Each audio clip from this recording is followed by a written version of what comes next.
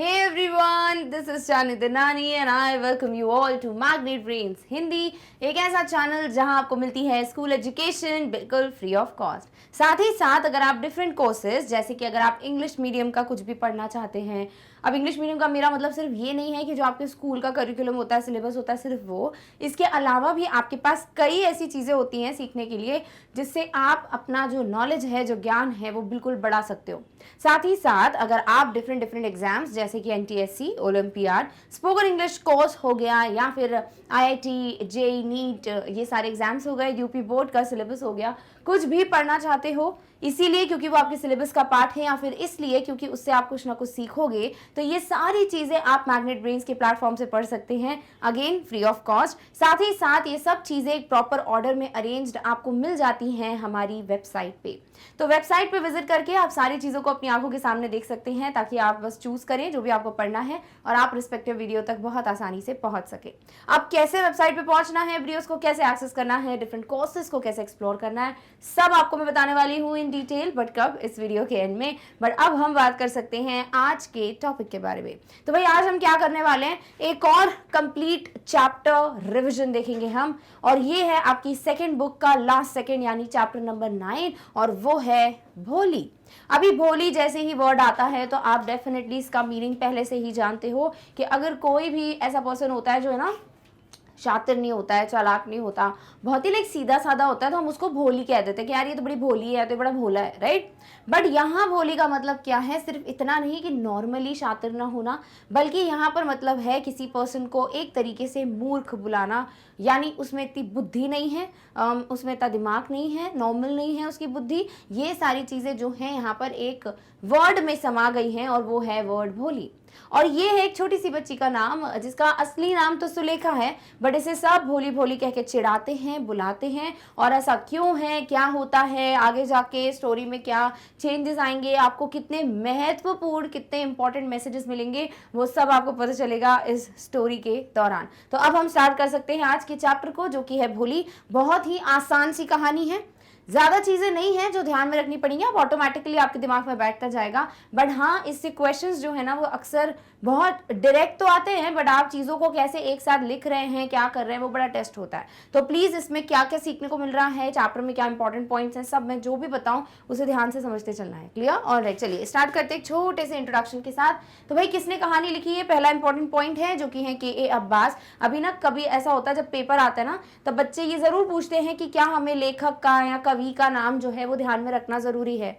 देखिए जरूरी कुछ भी नहीं है, ठीक है, बट सपोज आपको कोई प्रश्न आता है, जैसे कि आपको क्वेश्चन आता है जो इसका पहला चैप्टर हमने पढ़ा था हैक ड्राइवर से, कि भाई बताओ इस स्टोरी से आपको सीखने को क्या मिलता है, या फिर हैक ड्राइवर जो टाइटल है वो सही लग रहा है कि नहीं। तो जो भी बच्चा जो है नॉर्मली चालू करने वाला है आंसर को कि हाँ भाई हैक ड्राइवर में ऐसा ऐसा हुआ इसलिए टाइटल ऐसा है, या फिर हमको ये सीखने को मिलता है। और यहाँ एक बच्चा है जिसने स्टार्टिंग ऐसे की कि भैया जो चैप्टर है द हैक ड्राइवर जो लिखी गई है इस पर्टिकुलर लेखक के द्वारा, और फिर आप आंसर लिखते हो, तो डेफिनेटली थोड़ा हटके हो जाएगा, है ना। तो आपको जरूरी नहीं है, बट अगर आप अपने आंसर्स को थोड़ा अलग बनाना चाहते हो तो प्लीज लेखक को, कवि को बहुत ध्यान में रखा करो, रटो मत क्योंकि भूल ही जाओगे अल्टीमेटली।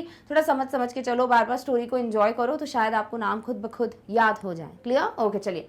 तो ऑथर कौन है, लेखक कौन है, के Abbas. The story is about a young girl named Sulekha who was also called भोली।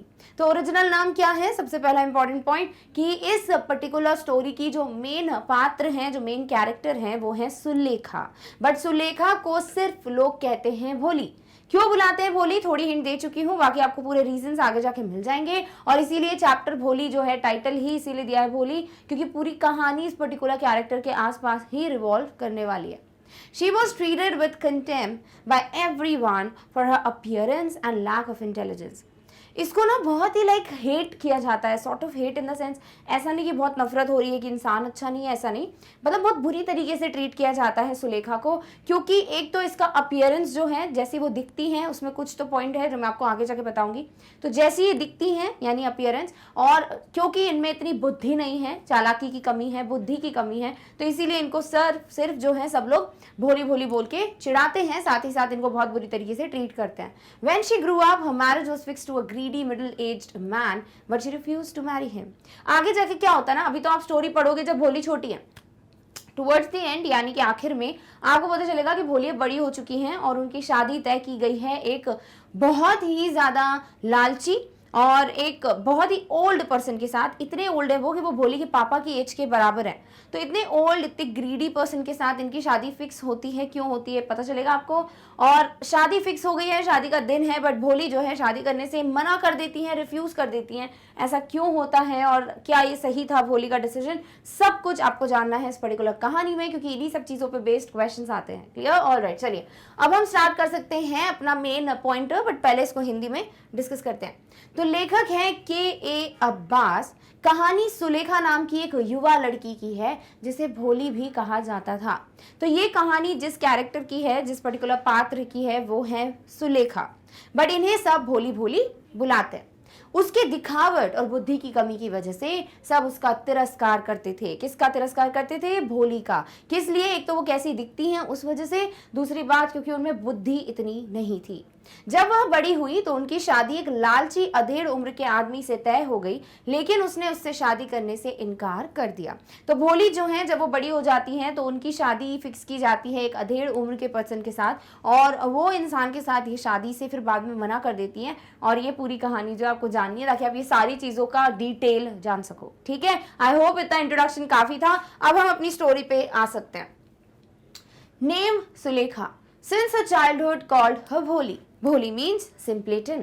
Fourth daughter of नुम्रदार रामलाल। तो भाई यहाँ पर जो मेन कैरेक्टर है वो है एक बच्ची जिसका नाम ओरिजिनल क्या दिया है भाई? सुलेखा। बट बचपन से ही इनको क्या बुलाया जाता है? भोली। भोली का मतलब होता है सिंपलेटन। सिंपलेटन का मतलब बस नॉर्मल भोला भाला नहीं, बल्कि एक पर्सन जो मूर्ख है, जिसमें बुद्धि नहीं है।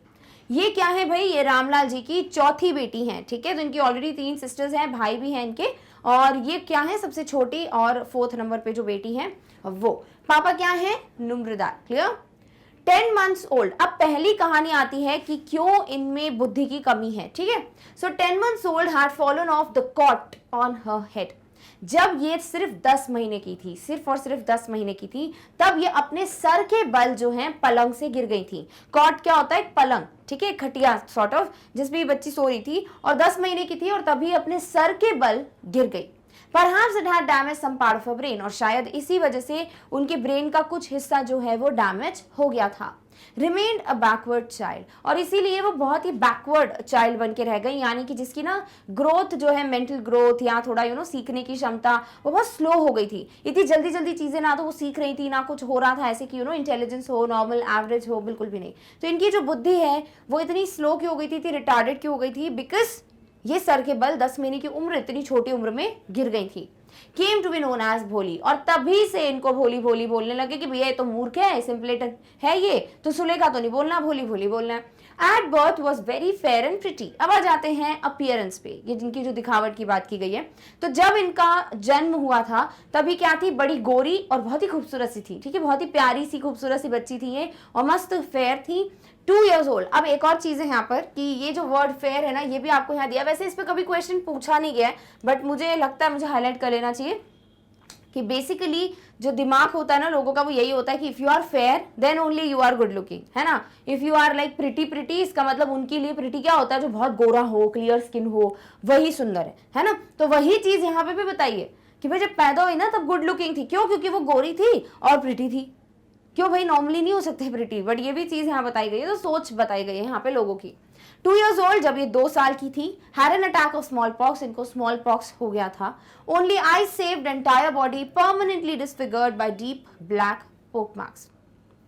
पूरी बॉडी पे क्या हो गए थे? निशान हो गए थे। पोक मार्क्स यानी धब्बे। ठीक है, तो काले, बिल्कुल डीप गहरे काले कलर के परमानेंट निशान हो गए इनकी पूरी बॉडी पे, सिर्फ आंखों को छोड़कर। यानी उनका पूरा चेहरा, पूरी बॉडी, हाथ पैर, सब पे पोक मार्क्स हैं, और इसीलिए दिखने में नॉर्मल नहीं थी according to what societies norms are. तो क्योंकि इनका जो थिंकिंग है वो इतना ज़्यादा स्ट्रॉन्ग नहीं चल रहा था, बिकॉज शी वॉज बैकवर्ड। ठीक है, अगर इंटेलिजेंस में हम कंसिडर करें तो एज शी फेल डाउन। क्यों? क्योंकि वो गिर गई थी कॉट से यानी बेड से अपने सर के बल, ऑन हर हेड। साथ ही साथ जब वो 2 साल की थी तब स्मॉल पॉक्स का इनको अटैक पड़ा, यानी कि स्मॉल पॉक्स हो गया इनको, और आंखों को छोड़कर पूरी बॉडी पे निशान हो गए थे और इसीलिए ये दिखने में नॉर्मल नहीं थी। सो दैट्स व्हाई इनको जो है अलग तरीके से ही ट्रीट किया जाता था, और ये 2 रीजंस हैं। समझ आ गया है? चलो इन सब वर्ड्स का मीनिंग देख लो।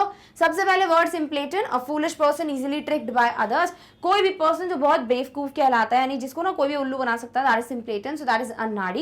और यहाँ पर क्यों बोला इनको? क्योंकि अगेन इसमें इतनी बुद्धि नहीं थी कि नॉर्मली कैसे बिहेव करना है, कैसे दिमाग लगाना है, because obviously intelligence was lacking in her. और रीजन क्या था? क्योंकि वो गिर गई थी 10 महीने की थी जब। नुम्रदार होता है ऑफिशियल हु कलेक्ट्स रेवेन्यू, जो रेवेन्यू वगैरह कलेक्ट करते हैं, तो गांव के ये नुम्रदार हैं, सॉर्ट ऑफ जमींदार हैं, ऐसा कह सकते हो। डन।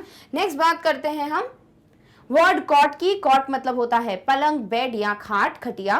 बैकवर्ड यानी स्लो लर्नर, जिसकी बहुत धीरे धीरे बुद्धि चलती है, मति बंद जिसे कहते हैं, ठीक है, मंद बुद्धि कहते हो जिसको, that is what is backward. Pock mark, spots on the skin, त्वचा पर धब्बेदार निशान, तो उनकी पूरी बॉडी पे क्या हो गए थे? निशान पड़ गए थे, क्योंकि इनको स्मॉल पॉक्स हुआ था। समझ आया? ओके चलो आ जाओ, इसको हिंदी में पढ़ते हैं।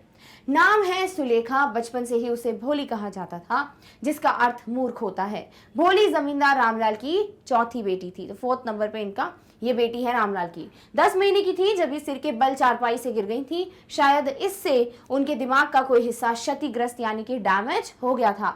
एक मतिबंद बच्ची बन के रह गई थी, या मंद बुद्धि बन के रह गई थी। कौन? भोली। इसी कारण से उसे भोली के नाम से जाना जाने लगा। जन्म के समय बहुत गोरी और सुंदर थी, बट जब 2 साल की थी तब उसे चेचक हो गया था, यानी कि स्मॉल पॉक्स हो गया था। केवल आंखें बच गई, पूरा शरीर गहरे काले धब्बों से स्थायी रूप से विकृत यानी खराब हो चुका था। तो ये हैं वो 2 रीजंस, 10 महीने 2 साल। ये बहुत क्या होता है, बहुत बार क्वेश्चन में आपको लिखने का मौका मिलेगा, तो प्लीज इस चीज को ध्यान में रखना है। समझ आ गया? ओके आ जाओ, अब आगे बढ़ते हैं। आगे क्या हुआ?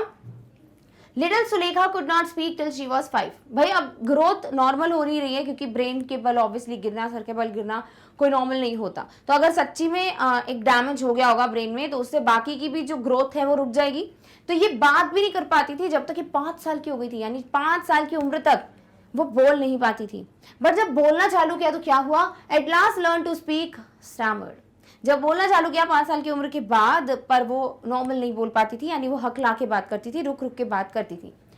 Other children made fun of her, mimicked her, result talked very little. अब कभी कोई भी और बच्चा देखता था कि यार ये भोली जो है ऐसे अटक अटक के बात करती है, तो सब उसकी नकल उतारते थे, मिमिक करना है नहीं करना, नकल उतारना, मजाक उड़ाते थे भोली का। अब भोली जो है ना बचपन से ये देख रही थी कि यार मैं जब भी बोलती हूँ मेरा मजाक उड़ता है, इसीलिए एज अ रिजल्ट उन्होंने बात करना ही कम कर दिया। बहुत ना के बराबर बात करती थी भोली, क्योंकि जब भी बात करती थी लोग उसका मजाक उड़ाते थे।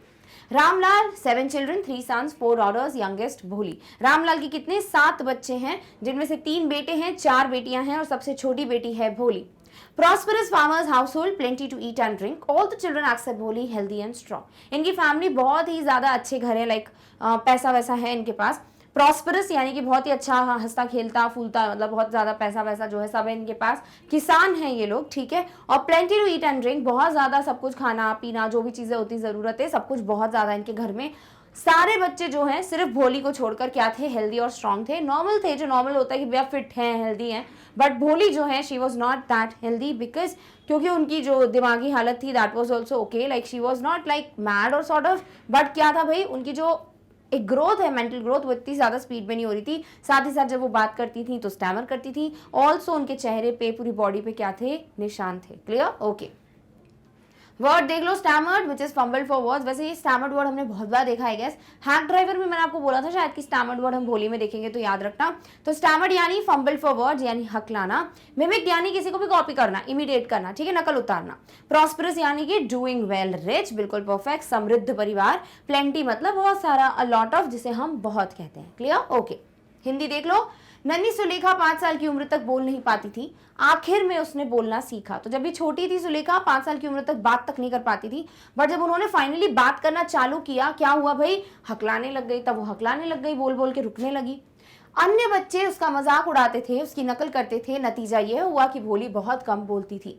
अन्य बच्चे क्या करते थे ना, जब भी ये कुछ बोलती थी, हकला के बोलती थी, तो क्या करते थे? इसकी नकल उतारते थे, मजाक उड़ाते थे, और इसीलिए नतीजा ये हुआ, रिजल्ट ये हुआ कि इन्होंने बात जो है बहुत ही कम कर दी। रामलाल के 7 बच्चे थे, 7 बच्चों में से 3 बेटे 4 बेटियां। सबसे छोटी कौन है? भोली। समृद्ध किसान का घर, खाने पीने के लिए सब कुछ भरपूर। भोली को छोड़कर सभी बच्चे स्वस्थ और मजबूत। सिर्फ किसको छोड़कर? भोली को। Clear? Okay. Sons sent to the city to study in schools, later in colleges. Daughters, Radha, eldest, already been married. Second daughter, Mangla, marriage had also been settled, that was done. Ramlal would think of the third, Champa. Daughters, good looking, healthy girls, not difficult to find bridegrooms for them. अब ध्यान से सुनो सब कुछ। Sons sent to the city to study, यानी कि जो इनके बेटे हैं इनको इन्होंने बकायदा शहर भेजा ताकि वहाँ के स्कूल्स में वो जाकर पढ़ाई कर सके। और जैसे ही स्कूल की एजुकेशन खत्म हुई फिर इनको कॉलेजेस में भेजा ताकि कॉलेज में जाके अपनी पढ़ाई खत्म कर सके। किसको? सिर्फ अपने बेटों को, बेटियों को नहीं भेजा है। इनकी जो बेटियां हैं उसमें से सारी बात कर लेते हैं, कौन सी बेटी क्या कर रही है। तो सबसे बड़ी बेटी का नाम क्या है? राधा, जिसकी शादी हो चुकी है। दूसरी बेटी जो है उसका नाम है मंगला, जिसकी शादी पक्की कर दी गई है, मैरिज हैड बीन सेटल्ड।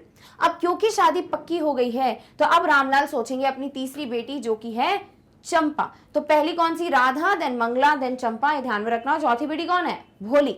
तो डॉटर्स गुड लुकिंग, बेटियां जो हैं सब दिखने में बहुत अच्छी थी, हेल्दी थी, लाइक फिट थी जैसे होना चाहिए। Not difficult to find bridegrooms for them, bridegroom यानी दूल्हा। तो उनके लिए एक दूल्हा ढूंढना, एक शादी योग्य लड़का ढूंढना जो है कोई मुश्किल की बात नहीं थी रामलाल के लिए। बट हाँ, ये मुश्किलें आएंगी कब? किसके केस में? भोली के केस में। रीजंस आप ऑलरेडी जानते हैं। तो राधा, मंगला, चंपा ध्यान में रखना है। क्लियर? ओके। बेटे स्कूलों में पढ़ने के लिए शहर भेजे गए, बाद में कॉलेजों में भी भेजे गए। बेटियां हैं राधा, सबसे बड़ी बेटी, उसकी शादी हो चुकी है। दूसरी बेटी है मंगला, शादी तय हो चुकी थी। अब रामलाल तीसरी बेटी चंपा के बारे में सोच रहे हैं। बेटियां सुंदर स्वस्थ लड़कियां थी, उनके लिए दूल्हे ढूंढना कोई मुश्किल काम नहीं था। Clear? Okay. Ramlal worried about भोली, बट रामलाल किसके लिए वरीड थे भैया? भोली के लिए। क्लियर? तो राधा हो, मंगला हो, चंपा, उनको कोई भी टेंशन नहीं था। बट हाँ, डेफिनेटली अब इनको किसका टेंशन था? भोली का टेंशन था। अगर नाम याद रखने में प्रॉब्लम हो तो आप जो है आरसीबी को जानते हैं, राइट? सब जानते हैं आरसीबी, सभी ने सुना होगा। तो बस आपको यहाँ पर एम ऐड कर देना है, तो बन जाएगा आरएमसीबी, दैट इज राधा, मंगला, चंपा, भोली। क्लियर है? तो आरसीबी है भैया भोली में, बस ये है कि आर के बाद एम आपको ऐड कर देना है। तो ऐसे आप जो नाम है लाइन से याद रख पाओगे। डन है? ओके, चलो। So had neither good looks nor intelligence, तो भोली के लिए बड़ी टेंशन थी रामलाल जी को। क्यों? क्योंकि ना तो वो दिखने में अच्छी थी, भाई पोक मार्क्स थे चेहरे पे, ना ही वो नॉर्मली सोचती थी या इंटेलिजेंट थी, है ना, बुद्धि की भी कमी थी। तो इसीलिए टेंशन होती थी रामलाल को कि भोली की शादी जो है बहुत मुश्किल से हो पाएगी। व्हेन मंगला वॉज मैरिड भोली वॉज 7 years old, जब मंगला कौन है भैया? आरएमसीबी, तो सेकंड नंबर की जो बेटी है, जब इनकी शादी हो गई थी ना इनकी दूसरी बेटी की, तब भोली 7 साल की थी। कितने साल की थी भैया? 7 साल की। Same year a primary school for girls was open in their village, और उसी साल जब भोली 7 साल की थी, इनके गांव में विलेज में एक बच्चों के लिए विद्यालय यानी प्राइमरी स्कूल खोला गया था।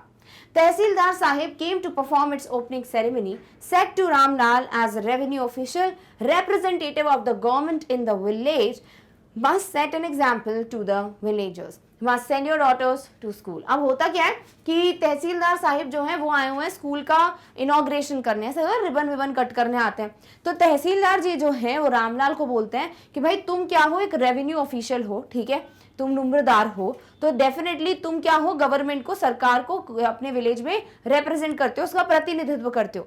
तो तुम्हें जो है बाकी गांव वालों के लिए एक एग्जाम्पल, एक उदाहरण सेट करना चाहिए। और वो क्या? कि तुम अपनी बेटियों को स्कूल भेजो, क्योंकि अगर तुम अपनी बेटियों को स्कूल भेजोगे तो बाकी तुम्हें देखकर अपनी बेटियों को स्कूल भेजेंगे। तो ये चीज बहुत अच्छी है। तो तहसीलदार साहिब ने इनको एक चीज बोल दी कि भैया ऐसा तुम्हें करना चाहिए। क्लियर? ओके, चलिए फटाफट से मीनिंग देखो तहसीलदार का।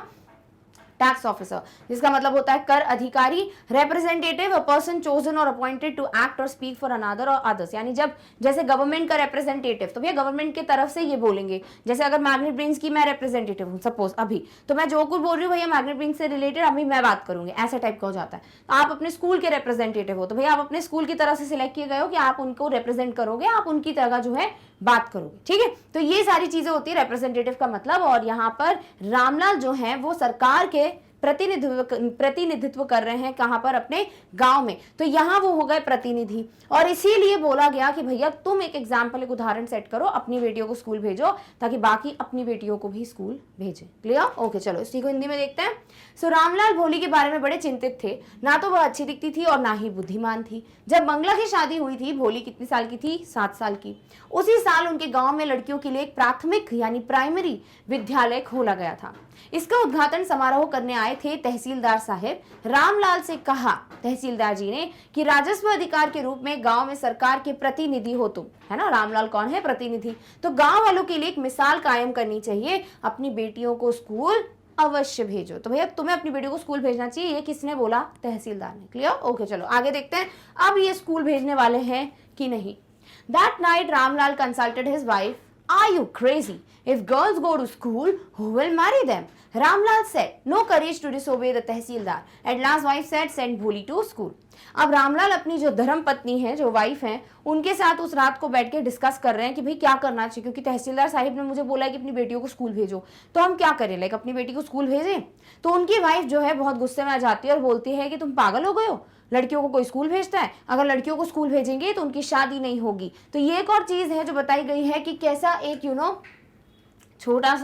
छोटी सोच है, ठीक है, एक बहुत ही बोलेंगे कि स्मॉल थिंकिंग है, और किस लिए है, एक नैरो माइंडेडनेस है कि यहाँ पर ये सोच रहे हैं कि अगर अपनी बेटियों को आप स्कूल भेजेंगे तो क्या होगा, उनकी शादी नहीं होगी, क्योंकि बहुत बुद्धिमान हो जाएंगी, और यहाँ पर ये चीज़ें होती नहीं थी पहले के टाइम पे। तो ये एक चीज़ थी इनके दिमाग में, और इसीलिए इन्होंने सोचा कि नहीं भी बेटियों को नहीं भेजना।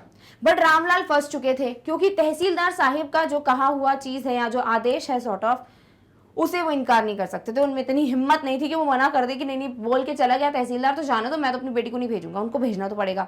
अब इसी पे विचार विमर्श करने के बाद इनकी बीवी बोलती है, काम करो, भोली को स्कूल भेज दो, ठीक है, भोली को भेज दो। अब हमें क्या लग रहा है, चलो फाइनली इन्होंने कुछ तो अच्छा सोचा अपनी बेटी के लिए, बट ऐसा कुछ नहीं है। देखो रीजन क्या था।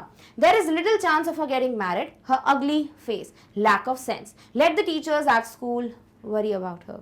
उनकी मम्मी बोलती हैं, जो भोली की मम्मी है, कि वैसे भी भोली की शादी होने के चांसेस ना के बराबर हैं, क्योंकि ना तो वो अच्छी दिखती है, ना ही वो इंटेलिजेंट है, तो डेफिनेटली उससे वैसी शादी वादी होगी नहीं। तो एक काम करो, उसको स्कूल भेज दो, और वैसे भी जो टीचर्स हैं उन्हीं को उसका टेंशन लेने दो, उसी को उसको संभालने दो, मैं तो नहीं संभाल पाऊंगी। इनडायरेक्टली ये है। तो यहाँ पर ये चीज़ आपको दिख रही है कि पेरेंट्स जो हैं वो भी सपोर्टिव नहीं है भोली के लिए, कि भाई हमारी बेटी अगर हकलाती है या नॉर्मली बात नहीं कर पा रही है या पोक मार्क्स हैं, तो उसकी गलती थोड़ी है, राइट। उसने थोड़ी बोला था आओ पोक मार्क्स, करेक्ट। तो यहाँ पे वो भी चीज बताइए कि उन्होंने कभी सपोर्ट नहीं किया, बल्कि सिर्फ ये देखा कि हम परेशान हो रहे हैं सॉर्ट ऑफ, या फिर टीचर्स जो है वही टेंशन ले भोली का, हमें लेने की जरूरत नहीं। समझ आया? तो फाइनली अब ये भोली को कहाँ भेजने वाले हैं? स्कूल भेजने वाले हैं। कंसल्टेड मतलब have discussion with someone typically before undertaking a course of action, किसी के साथ डिस्कस करना कुछ भी करने से पहले, दैट इज परामर्श करना। तो ये अपनी वाइफ के साथ विचार विमर्श या परामर्श करते हैं। क्लियर? All right. उस रात रामलाल ने अपनी पत्नी से सलाह ली, क्या तुम पागल हो, लड़कियां स्कूल जाएंगी तो उनसे शादी कौन करेगा, ऐसे उनकी धर्म पत्नी कहती है। सलाह किस बारे में ली कि भाई हम किस बेटी को स्कूल भेजें या क्या करना है। रामलाल जी तहसीलदार की अवज्ञा करने की हिम्मत नहीं कर सकते थे। अंत में पत्नी ने कहा, भोली को स्कूल भेज दो, उसकी शादी की संभावना वैसे ही बहुत कम है, उसका चेहरा बदसूरत है, समझ की कमी है, सो स्कूल के शिक्षकों को ही उसकी चिंता करने दो। क्लियर? चलो अब देखते हैं आगे, स्कूल भेजेंगे तो उससे क्या होने वाला है। Next day Ramlal caught Bholi by the hand, said come with me, will take you to school. अगले दिन रामलाल भोली को हाथ से पकड़ते हैं और बोलते हैं कि चलो मैं तुम्हें स्कूल लेके जाऊंगा। भोली फ्राइटेड, भोली डर जाती है, ठीक है, वैसी बेचारी बहुत ही मासूम टाइप की और ऊपर से और डर गई। Did not know what a school was like, क्योंकि रामलाल ने बोला मैं तुम्हें विद्यालय या स्कूल लेके जाऊंगा, तो पता ही नहीं था भोली को स्कूल क्या होता है, तो वो और डर गई। Remembered a few days ago old cow Lakshmi turned out of the house and sold, shouted no. क्योंकि एकदम से भोली को क्या दिमाग में आता है कि थोड़े दिनों पहले हमारी घर की जो गाय है लक्ष्मी, उसको भी ऐसी घर के बाहर ले जाया गया था, फिर वो कभी वापस नहीं आई क्योंकि उसको बेच दिया गया। उसी तरीके से भोली डर रही थी कि क्या ऐसे ही होगा, क्योंकि वो बेचारी बड़ी भोली वाली है। तो भोली को लग रहा था कि ऐसा कुछ तो नहीं है कि मेरे को भी लेके जाएंगे घर के बाहर और फिर मेरे को वापस घर आने नहीं देंगे, इसीलिए वो एकदम से चिल्लाती कि मुझे नहीं जाना। तो she shouted no. Ramlal, what's the matter with you, you fool, only taking you to school. अब रामलाल बोलते हैं कि क्या मतलब दिक्कत क्या है तुम्हारी, भोली से बहुत अजीब तरीके से बात करते हैं, बोलते और क्या बोलते हैं, यू फूल यानी पागल बोलते हैं उसको, और बोलते हैं कि तुम्हारी दिक्कत क्या है, मैं सिर्फ तुमको स्कूल लेके जा रहा हूँ, ऐसे इल ट्रीट करते हैं किसे, अपनी बेटी भोली को। डन? ओके, फटाफट से ये ध्यान में रख लेना कि ओल्ड काउ का नाम क्या है, लक्ष्मी। अगले दिन रामलाल ने भोली का हाथ पकड़ा और उसे कहा, मेरे साथ चलो, मैं तुम्हें स्कूल लेके जाऊंगा। भोली बहुत डर गई थी, बहुत डरी हुई थी, क्योंकि पता नहीं था कि स्कूल कैसा होता है, यहाँ स्कूल होता क्या है वही नहीं पता किसको, भोली को।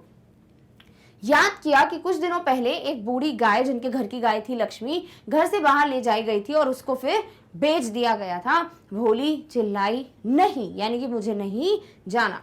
रामलाल कहते हैं, क्या बात है मूर्ख, तुम्हें सिर्फ स्कूल ले जा रहे हैं। तो यहाँ पर वो गुस्से से उसको चिल्ला देते हैं कि तुम पागल हो, हम तुम्हें स्कूल लेके जा रहे हैं, क्या दिक्कत क्या है तुम्हारी। और इस तरीके से फिर उसको फाइनली ऑब्वियसली वो डर के मारे फिर रेडी हो जाएगी। डन, ओके चलिए अब देखिए क्या क्या तैयारियां की जाएंगी। भोली को जब स्कूल भेजा जा रहा है तो अभी थोड़ी तैयारियां होंगी, तो हमको क्या लगेगा, चलो फाइनली कुछ तो अच्छा दिखा कि इसके पेरेंट्स जो है अच्छे से ट्रीट करते हैं, बट ऐसा कुछ नहीं है। देखो होता क्या है, told his wife, let her wear some decent clothes today, else what will the teachers, other school girls think of us when they see her. तो रामलाल अपनी वाइफ को बोलते हैं कि आज एक काम करो, भोली को ढंग के कपड़े पहनाना, ठीक है। क्यों ढंग के कपड़े? इसलिए नहीं कि भोली जो है अच्छी दिखे, हमारी बेटी अच्छी दिखे, नहीं नहीं नहीं, ढंग के कपड़े पहनाना, क्योंकि स्कूल की टीचर्स या बाकी की जो स्कूल की बच्चियां हैं वो हमारे बारे में नहीं तो क्या सोचेंगी कि हम भोली को ऐसे रखते हैं। तो इसीलिए वो भोली के लिए बोलते हैं कि भाई इसको ढंग के कपड़े पहनाना। New clothes never been made for Bholi, आज तक ऐसा नहीं हुआ था कि नए कपड़े बनवाए गए हो भोली के लिए, कभी भोली को नए कपड़े नहीं दिलाए जाते थे। Old dresses of her sisters passed on to her, no one care to mend or wash her clothes. और जो उनकी बड़ी बहनों के कपड़े होते थे, जब वो उनको टाइट हो जाते थे या छोटे हो जाते थे या पहनने लायक नहीं बचते थे, तब ये भोली को दे दिए जाते थे वो कपड़े कि अब वो वही पहनेगी। साथ ही साथ अगर उसके कपड़े फट गए हैं या खराब हैं, गंदे हो गए, तो ना किसी को परवाह थी कि वो उसको ठीक करके सिल करके दे दे, ना ही किसी को परवाह थी कि वो उसके कपड़े धोकर दे। इतनी बुरी तरीके से रखा जाता था भोली को अपने घर पे। Today lucky received clean dress, shrunk after many washings, no longer fitted Champa. तो अब आज कोई नई ड्रेस बाजार से जाके लेकर नहीं आए थे ये लोग, बल्कि चंपा को एक ड्रेस थी, ठीक है, चंपा की एक ड्रेस है जो कि तीसरी बेटी है रामलाल की, उसके पास जो है एक ड्रेस बहुत ज्यादा श्रिंक हो गई थी, यानी कि बहुत बार पहन ली, धो धो के अब टाइट हो गई है। अब वो ड्रेस किसको दे दी? भोली को दे दी। बट एक अच्छी बात थी कि वो ड्रेस साफ थी, एटलीस्ट कभी भोली के कपड़े साफ नहीं हुआ करते थे, तो इसीलिए आज वो थोड़ी लकी थी कि चलो फाइनली एक साफ सुथरी ड्रेस पहनने को उसका मौका जो है उसको मिल रहा है। क्लियर? ओके, फटाफट से देख लो वर्ड श्रंक। श्रंक कुछ नहीं, श्रिंक का पास्ट है, यानी कि रिड्यूस, सिकुड़ जाता है ना कपड़ा, that is what is shrunk हो जाना। डन, ओके चलिए इसी की हिंदी देखते हैं।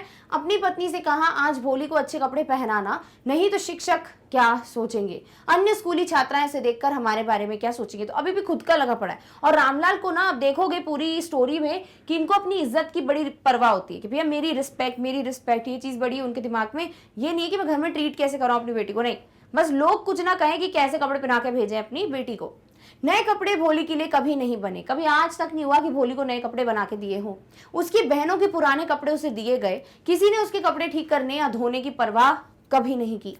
आज भाग्यशाली थी क्योंकि उसे साफ पोशाक प्राप्त हुई। वह पोशाक धोने के बाद सिकुड़ गई थी और अब चंपा को वह नहीं आ रही थी। तो किसकी ड्रेस दी? इसकी बहन चंपा की, जो कि बहुत ज्यादा सिकुड़ चुकी थी धो धोकर, और अब वो साफ सुथरी ड्रेस जो है किसको दी गई? भोली को, ताकि वो स्कूल जाके वह स्कूल पहन के जा सके। Done, all right.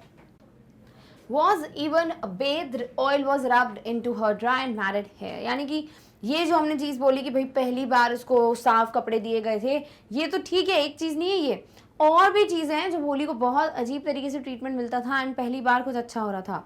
जैसे कि वॉज इवन बेथ यानी नहलाया गया था उसको, तो इवन उसको नहलाया गया, यानी कि नहलाने का भी टेंशन नहीं लेते थे ये लोग कि भोली को थोड़ा ढंग से रखे या क्या, नहीं, that is how she was ill treated. इतना ज्यादा अजीब तरीके से ट्रीट किया जाता था भोली के साथ। Oil was rubbed into her dry and matted hair. और जब आप बहुत टाइम तक बालों का ध्यान नहीं रखेंगे, अगर लाइक बहुत सालों तक, you would not even take care कि आप उसको अच्छे से धोएं या फिर तेल वेल लगाए, तो ऑब्वियसली वो रफ उलझे हुए हो जाएंगे। तो इसके बिल्कुल ड्राई से मैटेड यानी उलझे हुए बाल थे भोली के, और उस दिन उसको एटलीस्ट तेल भी लगाया गया था बालों में, तो उस दिन सब कुछ अच्छा हो रहा था भोली के साथ। देन बिगैन टू बिलीव, और जब इतना अच्छा ट्रीटमेंट मिलने लगा ना भोली को, तब उसे विश्वास होने लगा कि was being taken to a place better than her home. Life में आप अगर ऑब्वियसली अभी जब हम छोटे होते हैं तो हमको बहुत लगता है कि भाई हम इधर घूमने जाए उधर घूमने जाए, बट जब आप बहुत टाइम तक घर से दूर रहते हो तो आपको समझ आता है कि यार घर से अच्छी जगह ना कोई नहीं है। लाइक आपको फिर कुछ भी कितना भी मिल जाए, फिर 5 स्टार स्टे मिल जाए, आपको फ्री का खाना मिल जाए, कुछ भी मिल जाए ना, आपको घर की अहमियत तब ऐसा लगता है कि बस घर में रहने को मिले, दैट्स इट, हम बड़े खुश हैं उसमें। तो घर से जैसे बेटर प्लेस या घर जैसी अच्छी जगह नहीं होती है लोगों के लिए, बट भोली को लग रहा था कि वो घर से ज़्यादा अच्छी जगह पे जा रही है पहली बार। यानी उसको घर पे इतनी अजीब तरीके से ट्रीट किया जाता था कि वो बिल्कुल खुश नहीं थी अपने परिवार के साथ। Reached the school, children already in their classrooms. Ramlal handed over his daughter to the head mistress. Finally ये लोग स्कूल पहुंचते हैं। बाकी जितनी भी बच्चियां थी वो सब अपनी अपनी क्लासरूम में पहुंच चुकी थी, और रामलाल ने भोली को किसको दे दिया, जो हेड मिस्ट्रेस है वहाँ की, जो पूरा हेड वेड होती है स्कूल की, उनको दे दिया कि भैया अब ये ले जाओ आप इसको क्लास में। Left alone, poor girl looked about her fear-laden eyes. अकेले छोड़ दिया गया, ये भी नहीं कि भैया वो जाए तो देख लो, रोने तो नहीं लग रही है क्या, नहीं, बस उसको छोड़कर चले गए। अभी अकेली थी, पहले से बेचारी बड़ी मासूम है, डरी हुई रहती है, ऊपर से और डर लग रहा था, एक नई जगह पे किसी को जानती भी नहीं है, तो उसकी आंखों में ना बहुत ज्यादा डर था। There several rooms, each room girls like her squatted on mats, reading from books और राइटिंग ऑन स्लेट। अब इस पर्टिकुलर बिल्डिंग में बहुत सारे रूम्स थे जिन्हें हम क्लासरूम्स कहते हैं ना, यानी क्लासेस थी, और क्लासरूम में जो लड़कियां हैं, भोली जितनी ही लड़कियां जो हैं, स्क्वाट करना यानी कि आलथी पालथी मारना, यानी पैर फोल्ड करके बैठ जाना, ठीक है, तो वैसे बैठे हुए थे कहां पर, मैट्स पे, इस तरीके से, सॉरी घुटने के बल, इस तरीके से बैठना इज व्हाट इज स्क्वाटेड, ठीक है। तो यहाँ इस तरीके से घुटने पे नीज के बल बैठ गए हुए थे सारी जो लड़कियां थी, वो बैठी हुई थी स्कूल में, क्लासरूम में, और यहाँ तो कोई बच्ची जो है बुक से पढ़ रही थी या फिर स्लेट पे कुछ लिख रही थी, और ये चीज किसने देखी, भोली ने। क्लियर, ओके, फटाफट से वर्ड्स देख लेते हैं। सबसे पहला है matted, which is entangled. What is entangled, उलझा हुआ, ठीक है। फियर लेडन यानी फुल ऑफ फियर, बहुत ज्यादा आंखों में डर था, डर से लदी, और स्क्वाटेड यानी सैट ऑन देयर हील्स, यानी कि बिल्कुल जो आपकी एड़ी नहीं होती है उस पे आप बैठते हो, तो आप जब घुटने के बल ऐसे बैठ जाते हो पूरे, तो आपकी जो एड़ियां होती हैं वो आपको बिल्कुल टच कर रही होती है, that is what is position, जिसे हम स्क्वाटेड कहते हैं। तो घुटनों के बल बैठना is what is squatted. Done, okay, चलिए इसी को हिंदी में देखते हैं। सो उसे नहलाया भी गया, उसके सूखे और उलझे बालों में तेल भी डाला गया, फिर भोली मानने लगी कि उसके घर से बेहतर जगह उसे ले जाया जा रहा था, यानी जहां भी वो ले जाई जा रही थी पक्का वो उसके घर से बेहतर जगह है, क्योंकि एक साफ सुथरे कपड़े मिलना, उसको नहलाया जाना, उसको बाल उसके बनाना, तेल लगाना, तो इतना अच्छा ट्रीटमेंट उसे आज तक नहीं मिला, पहली बार मिल रहा था। तो शी वॉज लाइक मुझे डेफिनेटली घर से बेहतर वाली जगह पे लेके जाया जा रहा है। स्कूल पहुंचे, बच्चे पहले से अपनी कक्षाओं में थे। रामलाल ने अपनी बेटी को स्कूल की संचालिका यानी हेड मिस्ट्रेस को सौंप दिया, अकेला छोड़ दिया उस बच्ची को वहां पर, और इसीलिए वो बहुत ज्यादा डरी हुई थी। बेचारी लड़की ने अपनी डरी हुई आंखों से सब कुछ देखा। क्या देखा कि वहां पर कई कमरे थे, हर कमरे में लड़कियां चटाई पर बैठी हुई थी, या तो किताबें पढ़ रही थी या फिर स्लेट पर लिख रही थी। तो ये पूरा जो सीन है वो देखा किसने, भोली ने। Clear, okay.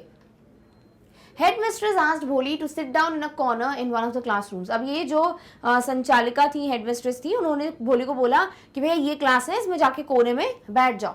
भोली did not know what exactly school was like. भोली को बिल्कुल नहीं पता था स्कूल होता क्या है, कैसा दिखता है स्कूल, व्हाट हैपेंड देयर, वहाँ पे क्या होता है, पढ़ाई होती है, सब होता है, उसको नहीं पता था, बट वाज ग्लैड। बट फिर भी वो खुश थी। क्यों खुश थी? So many girls almost of her own age present there, क्योंकि भोली की उम्र की बहुत सारी लड़कियां जो हैं वहां पर मौजूद थी, तो भोली बड़ी खुश थी। किस लिए खुश थी?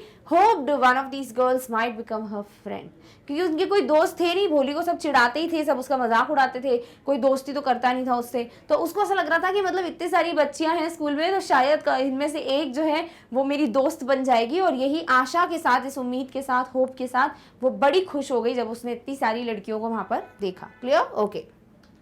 स्कूल की संचालिका ने भोली को एक कक्षा में कोने में बैठने को कहा। भोली को नहीं पता था कि वास्तव में स्कूल कैसा होता है, वहां क्या होता है, लेकिन खुश थी, इतनी सारी लड़कियां वहां मौजूद थी। आशा थी कि इनमें से कोई लड़की उसकी सहेली बन सकती थी, कि मतलब कोई तो बच्ची होगी या कोई तो लड़की होगी इनमें से जो मेरी दोस्त बन जाएगी, और इसीलिए वो बड़ी खुश थी। Clear, okay. Lady teacher who was in the class was saying something to the girls, but Bholi could understand nothing. तो इनके क्लासरूम में थी एक टीचर, एक लेडी टीचर, और वो सब बच्चियों को कुछ ना कुछ बोल रही थी, पढ़ा रही थी, बट भोली को ना कुछ समझ नहीं आ रहा था कि वो क्या बोल रही हैं। Looked at the pictures on the wall. तो उस क्लासरूम की जो दीवारें थी ना, वहां पर लगे हुए थे बहुत सारे चित्र। आपने कभी भी छोटे बच्चों का क्लासरूम देखा हो तो आपने देखा होगा कि बड़े कलरफुल से क्लासरूम्स होते हैं, बड़े पिक्चर्स होते हैं, जैसे एप्पल लगा देंगे, लिख देंगे ए, बॉल लिख देंगे, बना देंगे, लिख देंगे बी। तो इस तरीके से बहुत प्यारे प्यारे पिक्चर्स होते हैं क्लासरूम में बच्चों के, तो वही सब भोली देखे जा रही थी। कलर्स फैसिनेटेड हर, और बच्चों के लिए वैसे भी जो रंग होते हैं, जो कलर्स होते हैं ना, बड़े अट्रैक्टिव होते हैं। इसलिए आपने देखा होगा जैसे जैसे आप 8th 9th 10th ऐसे क्लासेस में आते हो, आपकी बुक से कलर्स गायब हो जाते हैं, बड़ा ही सोवर सा ब्लैक वाइट या थोड़ा ब्राउन टिंज वाला पेजेस होते हैं आपके बुक के। बट जब आप छोटे थे तब आपने देखा होगा आपकी किताबें कितनी खूबसूरत होती है, कितने कलर्स होते हैं उसमें, है ना। तो ये क्यों होते हैं? क्योंकि बच्चे बहुत ज्यादा अट्रैक्ट होते हैं कलर्स की तरफ, और वही चीज हुई, भोली भी बड़ी आकर्षित फील करती है, मतलब कलर्स उसको बड़े अच्छे लग रहे थे कि कितने खूबसूरत खूबसूरत कलर्स हैं। जैसे कि horse was brown just like the horse on which the tehsildar had come to visit their village, goat was black like the goat of their neighbour, and parrot was green like the parrots she had seen in the mango orchard. अब यहाँ पे क्या दिया हुआ है कि उसकी जो वहां पर एक पिक्चर बना हुआ है हॉर्स का, एक घोड़े का फोटो बना हुआ है, और वो था बिल्कुल ब्राउन कलर का, वैसा ही जैसे कि एक हॉर्स पे तहसीलदार बैठ के आए थे ना जब इनॉग्रेशन के लिए, तो वो एक हॉर्स पे बैठ के आए थे, तो वो जो हॉर्स है वो भी वैसे ही दिख रहा था जैसे कि ये ब्राउन कलर का हॉर्स था। देन दूसरा एग्जाम्पल कि वहां पर एक गोट का, एक बकरी का फोटो बना हुआ था, वो बकरी भी काले कलर की थी, ब्लैक थी, ठीक वैसी जैसी इनकी पड़ोसी, भोली के पड़ोसी के पास है एक बकरी। पैरेट यानी एक तोता था, वो भी बिल्कुल वैसा ही ग्रीन था जैसा कि भोली ने एक बार एक आम के बगीचे में देखा था। पैरेट, एक तोता ग्रीन कलर का, बिल्कुल वैसे ही फोटो बना हुआ था, तो वो बड़ी खुश हो रही थी कि यार मैंने ऐसे देखे हुए हैं इस कलर्स के creatures. And also next word आपका काउ वाला एग्जाम्पल आएगा, बट पहले में देख लेते हैं। सो फैसिनेटेड मीन्स अट्रैक्टेड, यानी आकर्षित या मोहित। तो ये कलर्स जो है ना, रंग जो है वो बड़े मोहित, मोह ले चुके थे, क्या कैसे बोलते हैं, मोह चुके थे भोली को, यानी वो बड़ी मोहित हो गई थी। That's it, clear, alright. So class में मौजूद महिला शिक्षक लड़कियों से कुछ कह रही थी कि लेकिन भोली को कुछ समझ नहीं आ रहा था। तो वहाँ पे लड़कियां ऑलरेडी पढ़ रही हैं शायद बहुत टाइम से, तो ना वहाँ पे सबको समझ आ रहा था, बट भोली पहली बार गई थी तो उनको समझ नहीं आ रहा था कि वो क्या बोल रही है। दीवार पर लगे चित्रों को देखा, किसने? भोली ने, कि भैया आपको समझ तो आ नहीं रहा वो क्या बोल रही है। तो वहाँ पे जो चित्र लगे हुए हैं वही वो ध्यान से देख रही थी। रंगों ने उसे मोहित कर लिया। घोड़ा था जो कि बिल्कुल भूरा रंग का था, ठीक वैसे ही उसी घोड़े की तरह जिस पर तहसीलदार उनके गांव घूमने आया था। बकरी अपने पड़ोसी की बकरी की तरह काली थी, यानी भोली के पड़ोसी की तरह, जो पड़ोसी के यहाँ पर बकरी है उसकी तरह बिल्कुल काली सी बकरी थी। तोता हरे तोते की तरह, जो कि उसने आम के बगीचे में देखा था। किसने? भोली ने, क्लियर। नेक्स्ट एग्जाम्पल देखो काऊ का। Cow was just like their Lakshmi, और इनके घर में एक गाय थी ना लक्ष्मी, जो थोड़ी देर पहले बताई थी, तो वैसी ही मिलती जुलती फोटोग्राफ जो है उस पर्टिकुलर क्लासरूम में लगी हुई थी। Suddenly Bholi noticed teacher was standing by her side, smiling at her. Suddenly भोली बड़ी खोई हुई है पिक्चर्स देखने में, एकदम से उनका ध्यान जाता है कि टीचर जो है उनके बगल में खड़ी हुई है और भोली को देख के स्माइल कर रही हैं। What's your name, little one? और बड़े प्यार से पूछती हैं कि अरे छोटी बच्ची आपका नाम क्या है? What is your name? Then she is like, वो स्टैमर करती है, हकला हकला के बोलती, तो वो भोली नहीं बोलती, वो रुक रुक के बोलती है कि भो ऐसे करके बात करती है वो। तो इस तरीके से वो अपना नाम बोलने की कोशिश कर रही है बट बोल नहीं पा रही। Could stammer no further than that, और फिर इसके आगे तो वो हकला भी नहीं पा रही थी, वो स्टैमर भी नहीं कर पा रही थी, इतनी डर चुकी थी। कौन? भोली। बिगैन टू क्राई, और फिर वो रोने लग गई। Tears flowed from her eyes in a helpless flood, और उसकी आंखों से ऐसे आंसू बह रहे थे जैसे कि एक बाढ़ आ चुकी हो आंखों में और उसे रोका नहीं जा सकता। इट्स हेल्पलेस, ठीक है। तो वो अपने आप को कंट्रोल ही नहीं कर सकती थी भोली, और वो बहुत जोर जोर से रोने लग गई।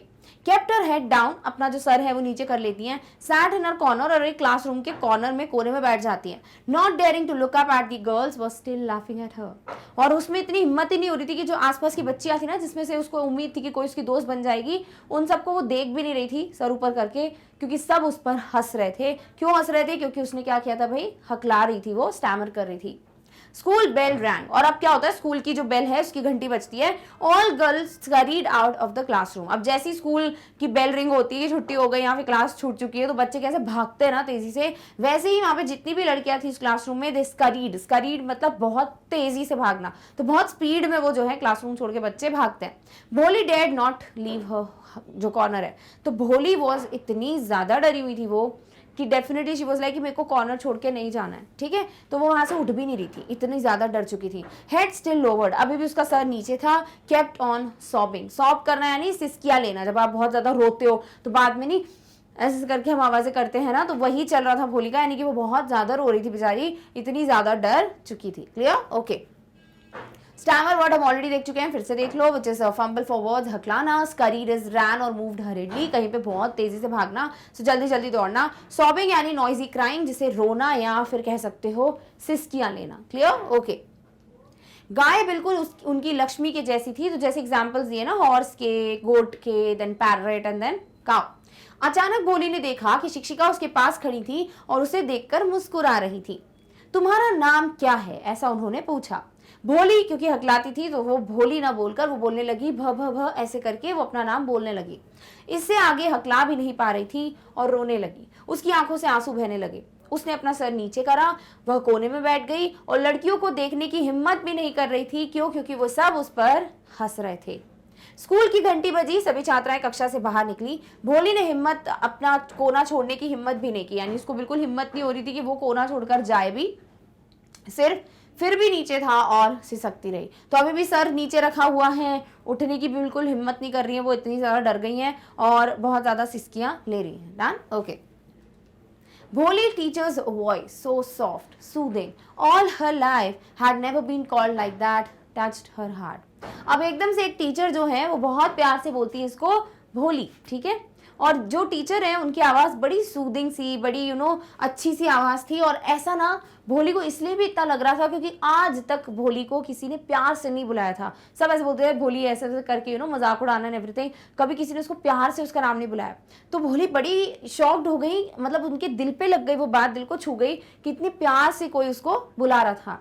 Get up, not a command, a friendly suggestion. अभी टीचर जो है बड़े प्यार से बोलती है कि उठो, तो वो उसको ऑर्डर नहीं दे रही थी कि हे गेट अप, ऐसा नहीं था, ऐसा था कि गेट अप, यानी कि बड़े प्यार से, और सजेशन था कि उठ जाओ, ये नहीं था कि उठो ऑर्डर मिल रहा है।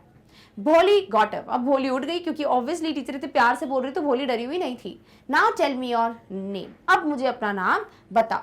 Sweat broke out over her whole body, what a stammering tongue again disgraced her. और भोली जो है जैसे उसको बोलते ना कि अब अपना नाम बताओ, तो भोली के पूरे चेहरे पे पसीना आ जाता है, वो इतनी डर जाती है। और यही चीज थी कि भाई क्या वो फिर से बोलेगी तो वो हकलाने लगेगी, और जैसे ही वो हकलाने लगेगी, स्टैमर करने लगेगी, तो उसको फिर से बहुत शर्मिंदगी महसूस होगी। For the sake of this kind woman, but इस पर्टिकुलर लेडी के लिए जो कि इतनी ज्यादा दयनीय है, इतनी ज्यादा अच्छी है, उनके लिए decided to make an effort, वो हिम्मत करने की कोशिश करती है कि चलो मैं एटलीस्ट बोलूँ तो सही। Had such a soothing voice, क्योंकि वो इतने प्यार से बात कर रही थी। कौन? इनकी teacher. Would not laugh at her. Also वो हंसी नहीं भोली पे, उन्होंने भोली को बोला कि अपना नाम बताओ या भोली उठो, इतनी प्यार से बात की, तो वो पूरी कोशिश करती है, वो बोलने लगती है, अगेन वो स्टैमर करती है, सो बिगैन टू स्टैमर, फिर वो हकलाने लगती है। अब पूरा नाम बोल पाएगी कि नहीं वो आगे देखेंगे, पहले मीनिंग देख लो वर्ड डिसग्रेस। डिसग्रेस यानी डिसऑनर, शेम या अपमान, शर्मिंदा, ऐसा कह सकते हो, विच is the word disgrace. Clear? Okay.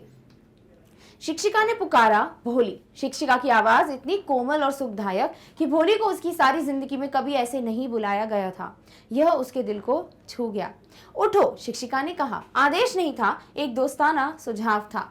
भोली उठो, अब अपना नाम बताओ। उसके पूरे शरीर पर पसीना आ गया। क्या उसकी हकलाने वाली जीभ उसे फिर से बदनाम या फिर शर्मिंदा कर देगी? इस तरह की महिला के खातिर, यानी इस तरह की दयनीय महिला के खातिर एक प्रयास करने का फैसला किया। ऐसी मधुर आवाज थी, उस पर हंसी नहीं, और फिर वो हकलाने लग गई। तो भोली फिर से बोलने की कोशिश करती है अपना नाम, बट अभी भी वो हकला रही है। अब देखते हैं वो अपना पूरा नाम बोल पाती है कि नहीं। Well done, teacher encouraged her, come on, the full name. And then she was like भ भ भ भोली, और फिर वो अपना नाम पूरा बोल देती है। क्यों बोल देती है? क्योंकि उसकी टीचर क्या कर रही है, देखो, मोटिवेट कर रही है उसको। यही चीज तो थी जो उसकी लाइफ में बिल्कुल कहीं ना कहीं कमी थी, क्योंकि उसके पेरेंट्स ने कभी उसको ये नहीं किया कि बेटा बोल सकते हो, या कोई बात नहीं ऐसे बात करते हैं, या प्यार से ट्रीट किया हो, नहीं। इतना डर गई थी वो बच्ची अपनी लाइफ टाइम में कि उसको बोलने से डर लगने लग गया था कि मैं बोलूंगी, स्टैमर करूंगी और लोग मुझे इंसल्ट करेंगे। इसीलिए इस बार वो अपना नाम बोल लेती है। क्यों? क्योंकि उसकी टीचर उसका मजाक नहीं उड़ा रही, बल्कि उसको बहुत ज्यादा मोटिवेट कर रही है। At last able to say it, felt relieved as if it was a great achievement. Finally भोली अपना पूरा नाम बोल पाई और उसको ऐसा महसूस हो रहा था जैसे उसने बहुत बड़ी उपलब्धि हासिल कर ली है। Well done. The teacher patted her affectionately. Put the fear out of your heart. You will be able to speak like everyone else. Bholi looked up as if to ask, really? अब होता क्या है कि teacher जो है वो बहुत अच्छे से उसको बोलती है कि वेल डन, बहुत अच्छा किया तुमने, और उसको बड़े प्यार से पैट करती है। And she is like, PAT करना नहीं, शाबाशी देना, ठीक है, बड़े प्यार से उसको पैट करती है। एंड शी इज लाइक कि तुमने बहुत अच्छे से बोला और अपने दिल से डर निकाल दो, और जैसे बाकी लोग बात करते हैं ना वैसे तुम भी बात करने लग जाओगी। और जैसे ही वो बोलती है ना कि तुम भी वैसे ही बात करने लगोगी जैसे बाकी लोग करते हैं, भोली ऐसे देखती है अपनी टीचर की तरफ जैसे कि उसके चेहरे पे लिखा हो ये प्रश्न, कि वो पूछना चाहती कि क्या सच में मैं वैसे बात कर पाऊंगी। तो वो पूछती नहीं है, उनके चेहरे पे ऐसा लग रहा था कि वो ये प्रश्न जैसे दिमाग में लेके बैठी हुई है। क्लियर? ओके। बहुत अच्छा, शिक्षिका ने उसे प्रोत्साहित किया। चलो पूरा नाम बताओ। तो वो बोलती है भोली। अंत में कहने में सक्षम रही, राहत महसूस हुई जैसे कि यह बहुत ही बड़ी उपलब्धि हो। बहुत अच्छा, टीचर ने उसे प्यार से थपथपाया। डर को अपने दिल से निकाल दो, तुम सबकी तरह बोल पाओगी। भोली ने ऐसे देखा जैसे पूछ रही हो कि क्या सच में मैं सब जैसे बात कर पाऊंगी। डन? ओके।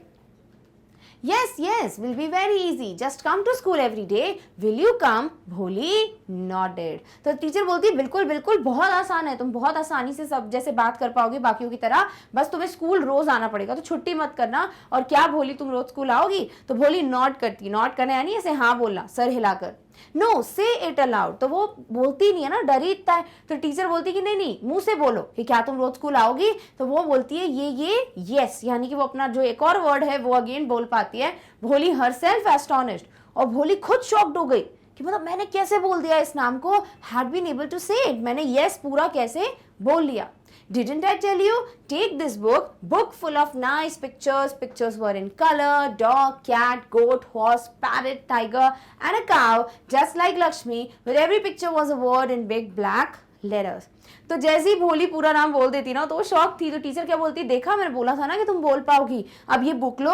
बुक में क्या था? बुक में बहुत सारे चित्र थे, बहुत सारे पिक्चर्स थे, बहुत डिफरेंट डिफरेंट क्रीचर्स के पिक्चर्स थे, और हर एक पिक्चर के साथ क्या लिखा हुआ था? एक वर्ड लिखा हुआ था बिग ब्लैक लेटर्स में। जैसे कि यहाँ पर क्या है, काव बनी है तो सी लिखा है यानी सी फॉर काव, देन यहाँ डॉग बनाया तो डी लिखा है यानी डी फॉर डॉग। ऐसे बचपन पढ़ाते हैं, राइट? तो वही चीज वाली किताब जो है किसको दी थी? भोली को, इनकी टीचर ने। और ये भी मोटिवेशन दे दिया था उसको कि वो नॉर्मल तरीके से बात कर पाएगी। क्लियर? ओके। नॉडेड का मतलब lower and raise once head, यानी कि इस तरीके से, ठीक है, you will lower it then you will raise it, this is what is nodded. Once head slightly and briefly, especially in greeting, assent or understanding. या तो आप ऐसे बोल रहे हो ये वेल डन, या फिर आप हाँ बोल रहे हो कुछ भी, that is what is nodded. या फिर जब आपको समझ आता है तो आप ऐसे से करते हो, that is what is nodded, यानी सिर हिलाया। एस्टोनिश यानी ग्रेटली सरप्राइज्ड और इम्प्रेस्ड, अमेज्ड आश्चर्यचकित हो जाना, सरप्राइज्ड हो जाना is what is astonished. Clear? Okay. हाँ, बहुत आसान होगा, बस रोज स्कूल आना। क्या तुम रोज स्कूल आओगी? भोली ने सिर हिलाते हुए हामी भरी। नहीं, जोर से बोलो। भोली बोलती है हाँ। भोली खुद हैरान थी कि वह पूरा शब्द कह पाए। क्या मैंने तुमसे नहीं कहा था ये किताब ले लो? किताब अच्छी तस्वीरों से भरी, रंगीन चित्र थे, डॉग, बिल्ली, बकरी, घोड़ा, तोता, बाघ और एक गाय, बिल्कुल वैसी जैसी कि लक्ष्मी थी। हर तस्वीर के साथ बड़े काले रंग में एक शब्द लिखा था, और ये किताब उन्होंने भोली को दे दी। In 1 month we'll be able to read this book. We'll give you a bigger book, still bigger one. और फिर भोली को वो बोलती है कि 1 महीने के अंदर अंदर तुम ये बुक पूरी पढ़ना सीख जाओगी, फिर मैं तुम्हें इससे भी बड़ी बुक दूंगी और फिर बड़ी बुक्स दूंगी। यानी कि वो बच्चे को ना एक तरीके से लालच तो नहीं कहना चाहिए, बट छोटे बच्चों को कैसा आपको ट्रीट करना होता है कि आपको पता है इस चीज को लेकर वो एक्साइटेड होंगे, तो वो एक्साइटमेंट स्टार्ट करनी थी वो भोली के अंदर, ताकि उसको बुक्स वगैरह अच्छी लगने लगे। In time you will be more learned than anyone else in the village. और फिर टीचर बोलती है देखना वो समय आएगा जब तुम गांव में सबसे ज्यादा पढ़ी लिखी होगी। No one will ever be able to laugh at you, और कोई भी तुम पर हंसेगा नहीं। People will listen to you with respect, और लोग तुम्हें बहुत ही ज्यादा रिस्पेक्ट के साथ सुनेंगे। Will be able to speak without the slightest stammer, और बिना हकलाए तुम बात कर पाओगी। Now go home, come back early tomorrow morning. अब घर जाओ और कल सुबह जल्दी स्कूल आ जाना। क्लियर? ओके। 1 महीने में इस किताब को पढ़ पाओगी, फिर तुम्हें एक बड़ी किताब दूंगी, फिर और भी बड़ी। समय के साथ तुम गांव में सबसे ज्यादा पढ़ी लिखी बन जाओगी। तुम पर कभी कोई हंस नहीं पाएगा। लोग तुम्हारी बात सम्मान से सुनेंगे, जरा भी हकलाने के बिना तुम बोल पाओगी। अब घर जाओ, कल सुबह जल्दी वापस आना। तो ये होता है रियल सपोर्ट, ये होता है रियल मोटिवेशन। जैसे हम भी लाइफ में कभी किसी को देखते हैं जो हमको लगता है कि यार ये अलग है हमसे, तो हम ना उसको अजीब तरीके से ट्रीट करते हैं, अजीब तरीके से देखते हैं कि यार देखो देखो कैसा है। बट आपको कभी ये चीज़ नहीं करनी चाहिए, आपको हर किसी को इक्वली ट्रीट करना चाहिए। हो सके तो किसी को मोटिवेट करो, किसी को प्रोत्साहन दो, बट कभी भी किसी का कॉन्फिडेंस गिराओ मत, है ना। बट यहाँ पे क्या था, भोली के 7 साल किए जब स्कूल गई है, 7 साल उनके लाइफ के ऐसे निकले कि जब सिर्फ उनका मजाक उड़ाया, जब सिर्फ उनको इल ट्रीट किया गया है। बट पहली बार किसी ने उनको इतना अच्छे से ट्रीट किया कि वो 2 शब्द बिना रुके बोल पाए। लाइक स्टैमर तो किया उन्होंने, बट वो बोल पाए। क्यों? क्योंकि वो मोटिवेशन, वो सपोर्ट, वो लव एंड केयर उनको किससे मिला? उस टीचर से। या okay. Boli felt as if suddenly all the bells in the village temple were ringing. The trees in front of the school house had blossomed into big red flowers. जैसे नहीं वो movies में दिखाते हैं बॉलीवुड में कि हवाएं चलने लगती हैं, गाने बजने लगते हैं, राइट। तो वैसे ही कुछ सीन चल रहा है इधर। तो यहाँ भोली जो है वो इतनी खुश थी कि उनको सडनली ऐसा लगता है जैसे कि पूरे विलेज टेम्पल की, यानी कि जो गाँव के जो मंदिर हैं उनकी सारी घंटियां बज रही हैं। ठीक है, मतलब she was feeling so happy. ठीक है, उसके अलावा ऐसा लग रहा था कि जो स्कूल के सामने पेड़ है उसमें सारे लाल लाल फूल जो है वो खिल चुके हो। हार्ट थ्रॉबिंग, और उनकी दिल की धड़कनें बड़ी तेज थी क्योंकि वो बहुत खुश थी। लाइफ में पहली बार वो इतनी खुश थी, तो उसके लिए सब कुछ बड़ा बड़ा अच्छा अच्छा लग रहा था जो कुछ भी वो देख रही थी। अ न्यू होप, क्योंकि अब एक नई उम्मीद जागी थी भोली में। अ न्यू लाइफ, एक नई जिंदगी की नई उम्मीद थी कि अभी तक जो था कि सब मजाक उड़ाते थे, कुछ बोल नहीं पाती थी एवरीथिंग, अब वो शायद लाइफ खत्म हो जाएगी और एक नई अच्छी खूबसूरत जिंदगी जो है वो स्टार्ट होगी। किसकी? भोली की। The years passed, village became a small town, the little primary school became a high school, a cinema under a tin shed and a cotton a ginning a mill. अब समय के साथ साथ ऑब्वियसली बहुत सारे साल निकल जाएंगे, समय के साथ साथ बहुत चेंजेस आए हैं। विलेज एक छोटा शहर बन गया है, छोटा सा स्कूल जो था प्राइमरी स्कूल प्राथमिक विद्यालय वो हाई स्कूल बन चुका है, एक सिनेमा खोल लिया है, एक सिनेमा घर थिएटर खुल गया है टिन शेड के नीचे, और एक कॉटन गिनिंग मिल भी चालू हो गई है। क्लियर? ओके, फटाफट से वर्ड्स का मीनिंग देख लेते हैं। ब्लॉसम यानी ग्रो या ब्लूम, खिले हुए। थ्रॉबिंग यानी बीट पल्स, धड़कने, ठीक है, तो धड़क रहा था उसका दिल। और गिनिंग यानी separating raw cotton from its seed, यानी कि कॉटन को अलग करना, दैट इज व्हाट इज ओटाई भी कहते हैं इसको, गिनिंग को। क्लियर? ऑलराइट, चलिए। भोली को लगा जैसे अचानक गांव के मंदिर की सारी घंटियां बज रही हों और स्कूल के सामने के पेड़ बड़े बड़े लाल फूलों में खिल गए हों। तो मतलब वो इतनी खुश थी, उनकी जो प्रसन्नता का जो लेवल है वो यहाँ पर हमको दिख रहा है। दिल धड़क रहा था, एक नई आशा थी, एक नई उम्मीद थी, और वो थी एक नए जीवन की। साल बीत गए, अब समय बीत रहा है। गांव का एक छोटा शहर बन गया, गांव एक छोटा शहर बन गया, यानी गांव जो है पहले नॉर्मल सा था, अभी थोड़े डेवलपमेंट्स हो रहे हैं तो छोटा सा शहर बन गया है। छोटा प्राथमिक विद्यालय एक हाई स्कूल बन गया, एक टिन के छप्पर के नीचे एक सिनेमा और एक कपास की चक्की बन गई थी। Clear? Okay. Mail train began to stop at the railway station, obviously, और जो मेल ट्रेन होती है वो भी रुकने लगी थी अब उनके रेलवे स्टेशन पे, जो सिर्फ कुछ डेवलप्ड एरियाज में ही होती है। One night after dinner Ramlal said to his wife, shall I accept Bishamber's proposal. अब एक रात की बात है जब खाना वाना खा लिया था, सब रात का भोजन हो गया, और रामलाल अपनी वाइफ से कहते हैं कि क्या मुझे भिशंबर नाथ का जो प्रस्ताव आया है, जो प्रपोजल आया है, उसे एक्सेप्ट कर लेना चाहिए। उनकी वाइफ कहती है यस सर्टेनली, बोलती बिल्कुल हाँ करना ही है भैया accept. Wife said Bholi will be lucky to get such a well to do bridegroom. अभी भिशंबर कौन है? जिसका रिश्ता आया है भोली के लिए, तो वो बड़े वेल टू डू यानी कि पैसे वाले हैं, और ब्राइड ग्रूम यानी दूल्हा। तो यहाँ पर उनकी वाइफ कहती है रामलाल की कि बिल्कुल हमें हाँ कर देनी चाहिए, क्योंकि वो जो भोली है वो बड़ी भाग्यशाली होंगी कि उनको इतना पैसे वाला दूल्हा मिल रहा है। अ बिग शॉप, उसकी बड़ी दुकान है, a house of his own, उसका खुद का घर है, and I hear several thousand in the bank, और मैंने ये भी सुना है कि उनके बैंक में बहुत सारे पैसे हैं। Not asking for any dowry, साथ ही साथ भिशंबर कोई भी दहेज की मांग नहीं कर रहे हैं। That's right, but he is not so young. तो यहाँ पे उनके फादर बोलते कि ये तो बात सही है कि मतलब ये सब चीजें हैं, बट वो इतना यंग नहीं है, उसकी इतनी उम्र नहीं है। Almost the same age I am, यानी कि यंग नहीं इन द सेंस इतना छोटा नहीं है, मेरी ही एज का है, यानी ऑलमोस्ट मेरे जितना है, तो और मेरी बेटी के लिए मैं उसका रिश्ता एक्सेप्ट कर लूँ। ऑल्सो लिम्स, ऑल्सो वो लिम्प यानी लंगड़ा कर चलता है। The children from his first wife are quite grown up, साथ ही साथ वो एक विडोअर है, यानी उसकी जो फर्स्ट वाइफ है उनकी डेथ हो चुकी है, फर्स्ट वाइफ के जो बच्चे हैं वो भी बड़े हो गए, और अब तुम बोल रही हो कि मैं भोली का रिश्ता यहाँ पर स्वीकार कर लूँ। तो उनकी वाइफ ऐसी यहाँ कर लो भैया, शादी वैसी नहीं होनी थी, मिल गया रिश्ता तो तुम मना क्यों कर रहे हो? ठीक है, तो यहाँ पर ना ये बेसिक चीजें भी पता चल रही है कि जैसे हमको लड़कियों लड़कियों का क्या बताया था कि भाई शी शुड बी प्रिटी, सुंदर होनी चाहिए, पढ़ी लिखी नहीं होनी चाहिए, बिल्कुल घर बार संभाले जो। और यहाँ पर लड़कों का क्या है कि भाई पैसे वाला हो, खुद की दुकान हो, घर हो, बहुत पैसा हो बैंक में, तो वो बेस्ट ग्रूम होगा। तो यही चीजें हैं जो हाईलाइट की गई हैं कि यहाँ ना एजुकेशन की तो बात कोई कर ही नहीं रहा। क्लियर? ओके। वर्ड है प्रपोजल, जो कि हम ऑलरेडी पढ़ चुके हैं फर्स्ट बुक में, विच इज एन ऑफर, प्रस्ताव। सर्टेनली है use to emphasise the speaker's believe that what is said is true. जब कोई बोलता है ना सर्टेनली, तो कोई ये बोलना चाहता है निश्चित रूप से, यानी 100% वो चीज वैसी की वैसी है। क्लियर? ओके, चलिए हिंदी देखते हैं। सो उनके रेलवे स्टेशन पर डाक गाड़ी रुकने लगी, यानी इतनी सारी चेंजेस हो गए थे इनके गाँव में, बहुत अच्छी चीजें हो गई थी। एक रात को खाने के बाद रामलाल ने अपनी पत्नी से कहा, क्या मैं भिशंबर के प्रस्ताव को स्वीकार करूं? तो उनकी पत्नी कहती है, हाँ निश्चित रूप से। भोली कितनी किस्मत वाली है कि उसे इतना अच्छा दूल्हा मिल रहा है। एक बड़ी दुकान है उसकी, अपना खुद का घर है, और मैंने सुना है कि बैंक में कई हजार रुपए भी हैं। कोई दहेज भी नहीं मांगा है भिशंबर ने, तो हमें हाँ कर देना चाहिए।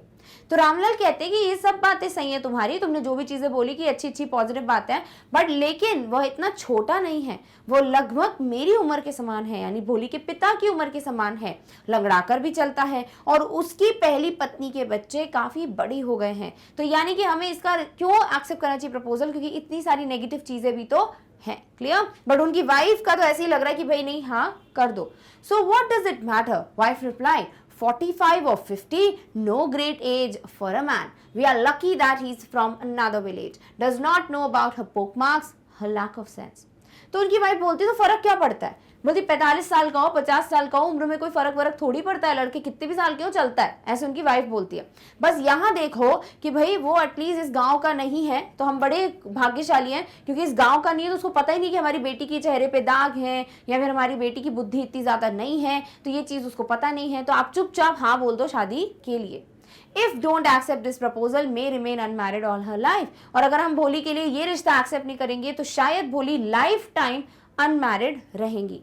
What Bholi will say? What will that witless one say? She is like a dumb cow. Maybe you're right, muttered Ramlal. तो फिर रामलाल बोलते तो भोली क्या बोलेगी? जब मैं भोली को बताऊंगा कि भाई ऐसा रिश्ता आया तो वो क्या बोलेंगी? तो उनकी वाइफ बोलती है भोली क्या बोलेगी, उसमें वैसी बुद्धि नहीं है, वो तो चुपचाप रहती है, तो गूंगी गाय है, तो उसके बारे में तो पूछने की कोई मतलब ही नहीं है, वो कुछ नहीं बोलेगी। और फिर रामलाल बोलते हैं कि शायद तुम सही बोल रही हो। रामलाल इनकी बातों में आ जाते हैं और फिर हाँ कर देंगे ऑब्वियसली वो शादी के लिए। क्लियर? ओके। Word है witless, which is foolish or stupid, which is बुद्धिहीन। Muttered है to say something in a low or barely audible voice, especially in dissatisfaction or irritation. Like या तो आप खुश नहीं हो, जैसे रामलाल खुश नहीं है, या फिर आप बड़े इरिटेटेड हो और आप बहुत ही धीरे बात में धीरे से बोलते हो कोई चीज, that is what is धीरे से कहना is muttered. Clear? Okay. तो क्या फर्क पड़ता है? पत्नी ने उत्तर दिया, 45 या 50 एक आदमी के लिए कोई बड़ी उम्र नहीं है।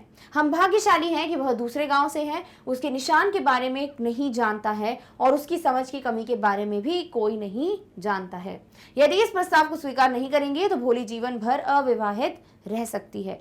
भोली क्या कहेगी, ऐसा रामलाल ने पूछा। तो उनकी बीवी कहती है, क्या कहेगी वो नासमझ, वह गूंगी गाय की तरह है। और फिर रामलाल जी मान लेते हैं और कहते हैं, शायद तुम सही कह रही हो। रामलाल धीरे से कहते हैं, डन? ओके। अब आ जाता है फाइनली वो दिन जिस दिन शादी का दिन है भोली की भिशंबर नाथ से। Other corner of the courtyard, भोली lay awake on her cot, listening to her parents' whispered conversation. और ये सारी जो बातें थी ना उनके माता पिता की, भोली ने सब सुन ली थी, क्योंकि दूसरी तरफ आंगन के भोली जो है वो अपनी जो कॉट है, जो बेड है, उस पर लेटी हुई थी, बट वो जाग रही थी और उन्होंने अपने पेरेंट्स की जो खुसफुसाती हुई जो ये बात थी उनकी शादी के बारे में, वो पूरी सुन ली थी। Bishambhar Nath, a well-to-do grocer, came with a big party of friends, relations with him for the wedding. और अब शादी के दिन भिशंबर नाथ ऑब्वियसली बड़े पैसे वाले हैं, ठीक है, बहुत ही वेल टू डू यानी रिच ग्रोसर या किराने वाले हैं।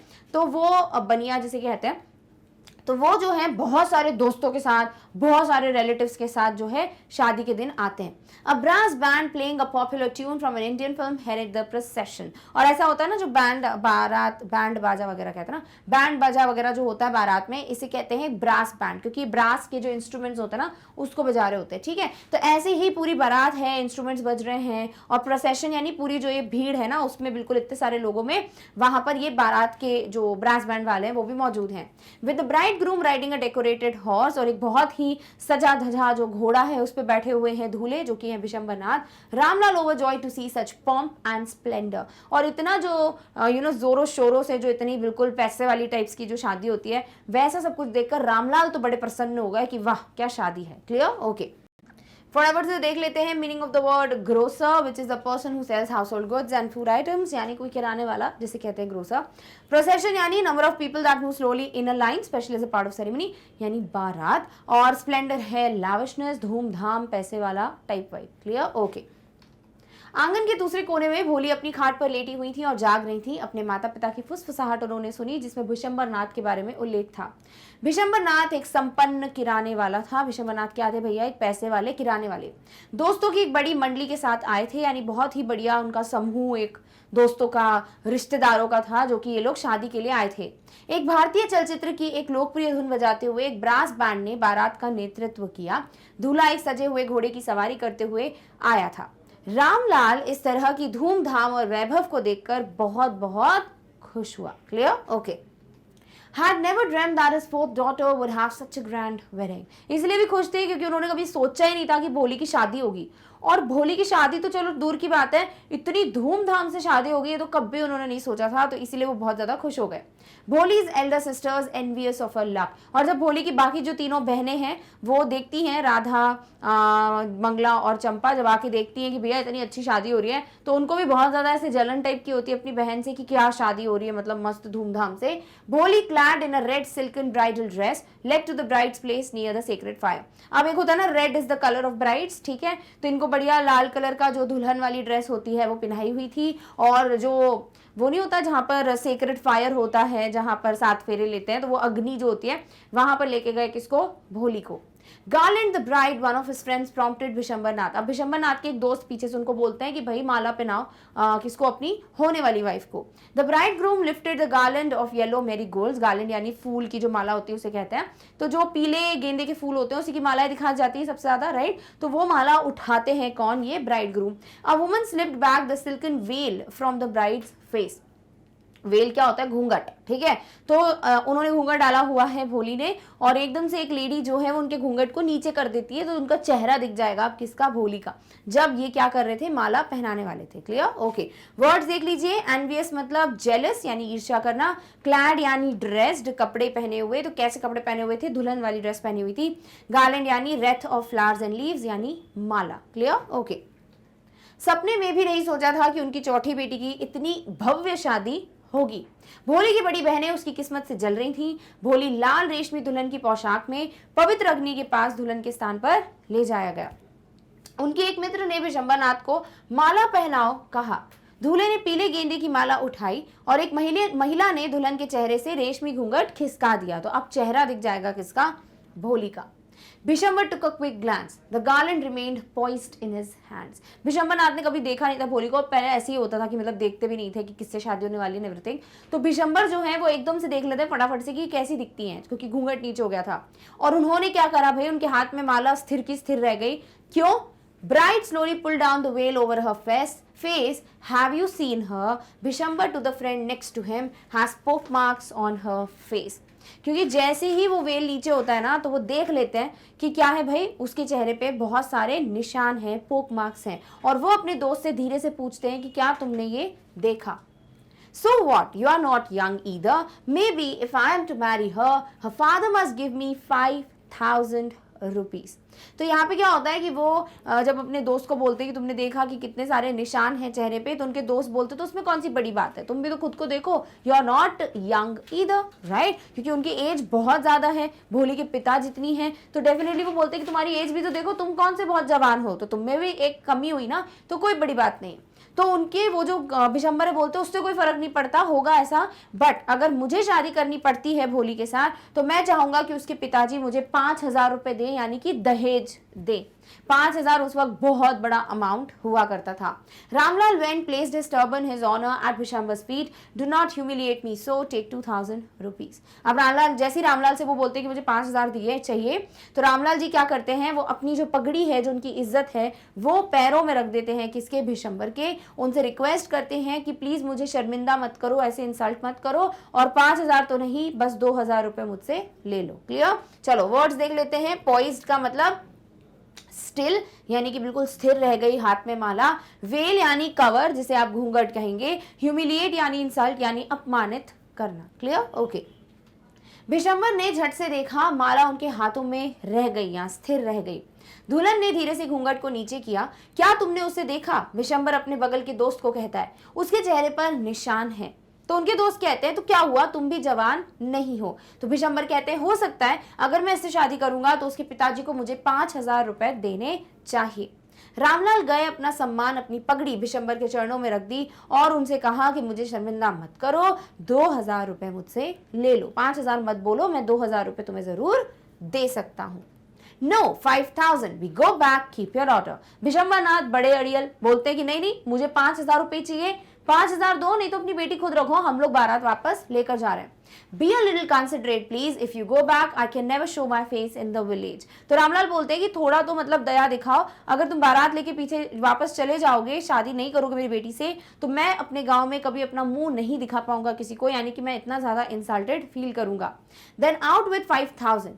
तो वो अपने जो होने वाले ससुर जी हैं, इन लॉज हैं, तो उनको बोलते हैं कि फिर ठीक है, फिर 5,000 रुपए लेकर आओ, अगर तुमको ऐसे ही अपने रिस्पेक्ट का लगा पड़ा है तो 5,000 रुपए लेकर आओ। Tears streaming down his face, Ramlal रोने लग गए, उनको आंसू आ गए। वेंट इन, वो अंदर जाते हैं अपने घर में। ओपन द सेफ, सेफ यानी तिजोरी, तिजोरी खोलते हैं। काउंटेड आउट द नोट्स, और नोट वगैरह गिनते हैं कि मतलब 5,000 रुपए लाने। Place the bundle at the bridegroom's feet, और वो 5,000 का बंडल जो है वो विशंबर के पैरों में रख देते हैं। This is how humiliating it was. Clear? Okay. Word है कंसिडरेट, विच इज थॉटफुल, विचारशील। स्ट्रीमिंग है फ्लोइंग यानी कि बहना, तो आंसू बह रहे थे। क्लियर? ओके। नहीं, 5,000 रुपए लेकर आओ, हम वापस चले जाएंगे और अपनी बेटी को रख लो। रामलाल कहते हैं कृपया करके थोड़ा सा विचारशील बने, अगर आप वापस चले जाएंगे तो मैं गांव में कभी मुंह नहीं दिखा पाऊंगा। फिर 5,000 रुपए दो, ऐसा विशंबरनाथ कहते हैं। रामलाल के चेहरे पर आंसू बहते हुए दिखे। रामलाल अंदर गए, तिजोरी खोली, नोटों की गिनती की और गठरी को दूल्हे के चरणों में रख दिया। Clear? Okay. Vishambhar greedy face appeared, a triumphant smile, had gambled and won. Give me the garland, he announced. अब विशंबर नाथ को जैसी 5,000 रुपए मिलते हैं, उनके चेहरे पे एक जीत की मुस्कान आ जाती है, और वो मुस्कान इसलिए थी क्योंकि उन्होंने एक तरीके से जुआ खेला कि 5,000 मिल जाएंगे, और वो जीत गए और उन्हें 5,000 रुपए मिल गए। और अब वो बिल्कुल बहुत ही ज्यादा मतलब ऐसे अनाउंसमेंट टाइप करिए तो जोर से वैसे अनाउंसमेंट करते हैं कि माला लेकर आओ, यानी कि अब मैं शादी करूंगा। Once again the veil was slipped back from the bride's face. एक और बार घूंघट जो है वो चेहरे से हटा दिया गया, किसके? भोली के। This time her eyes were not downcast, और इस बार भोली की आंखें नीचे नहीं थी। पहले तो ऐसा था ना कि मतलब घूंघट है, उठाया तो लाइक उसकी आंखें नीचे ही थी कि हाँ ठीक है, बट इस बार उसकी आंखें नीचे नहीं थी। Was looking up, वो ऊपर देख रही थी। Looking straight at her prospective husband, prospective यानी would be, ठीक है, जो होने वाले थे। तो अपने होने वाले हस्बैंड को जो है वो बिल्कुल आंखों में आंखें डाल के देखती है। Her eyes there was neither anger nor hate, ना ही भोली की आंखों में गुस्सा था, ना ही नफरत थी, only cold contempt, मतलब बहुत ही ज्यादा ऐसे डिस्गस्टिंग टाइप की उनकी आंखों में लग रहा था कि मतलब ऐसा लग रहा था उनको कि कैसा इंसान है ये विशंबरनाथ, वैसे टाइप की उनकी आंखों में दिख रहा था, किसके? भोली के। क्लियर? ओके। वर्ड्स देख लो। ट्राइफिन यानी विनिंग, विजयी, तो एक विजयी मुस्कुराहट थी। गैम्बल्ड यानी to do something that involves risk that might result in loss of money और failure, hoping to get money और अचीव सक्सेस, यानी एक तरीके से जुआ कि आपने पैसा लगाया एंड यू आर लाइक कि शायद बेनिफिट हो जाएगा, और वही चीज हुआ कि विशंबर जीत गए। नेक्स्ट वर्ड है आपके लिए downcast, which is looking down, नीचे देखना। देन पर्सपेक्टिव, वुड बी यानी कि भावी, होने वाले। कंटेम्प्ट, डिसरिस्पेक्ट, डिसरिगार्ड, तिरस्कार, तो मतलब बिल्कुल तिरस्कार के साथ जो नजरें हैं वैसा दिख रहा था भोली की, कि वो वैसे देख रही हैं विशंबर को कि कैसा इंसान है ये। क्लियर? ओके। विशंबर के लालची चेहरे पर विजयी मुस्कान दिखाई दी। जुआ खेला और जीत गया, मुझे माला दो, उसने घोषणा की। एक बार फिर दुल्हन ने अपने चेहरे से घूंघट उठा लिया। इस बार उसकी आंखें नीची नहीं थी, ऊपर देख रही थी, सीधे अपनी भावी पति की ओर देख रही थी। उसकी आंखों में ना तो क्रोध ना ही घृणा, केवल अपमानना थी, कि मतलब बहुत ही डिस्गस्टिंग पर्सन है, वैसे टाइप का उनकी आंखों से वाइब आ रहा था। Clear? Okay. Vishamba raised the garland to place it round the bride's neck. Before he could do so, Bholi's hand struck out like a streak of lightning. Garland was flung into the fire, got up, threw away the veil.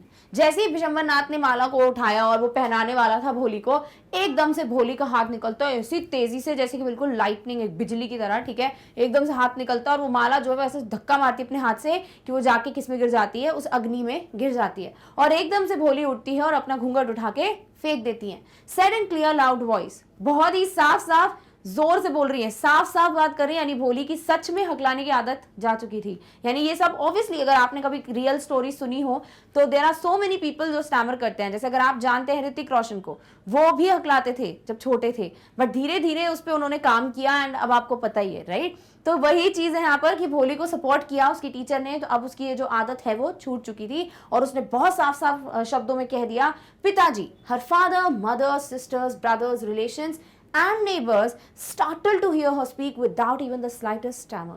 तो उसने पूरा बोला पिताजी, she was not like पिताजी, नहीं, पूरा बोल दिया उसने। और ये सुनकर उसके पापा, मम्मी, जितनी बहनें हैं, भाई, जो भी रिश्तेदार थे, जो भी पड़ोसी थे, सब बड़े शॉक्ड हो गए कि भाई ये बिना जो है स्टैमर किए हकलाए उसने कैसे पूरा शब्द बोल दिया।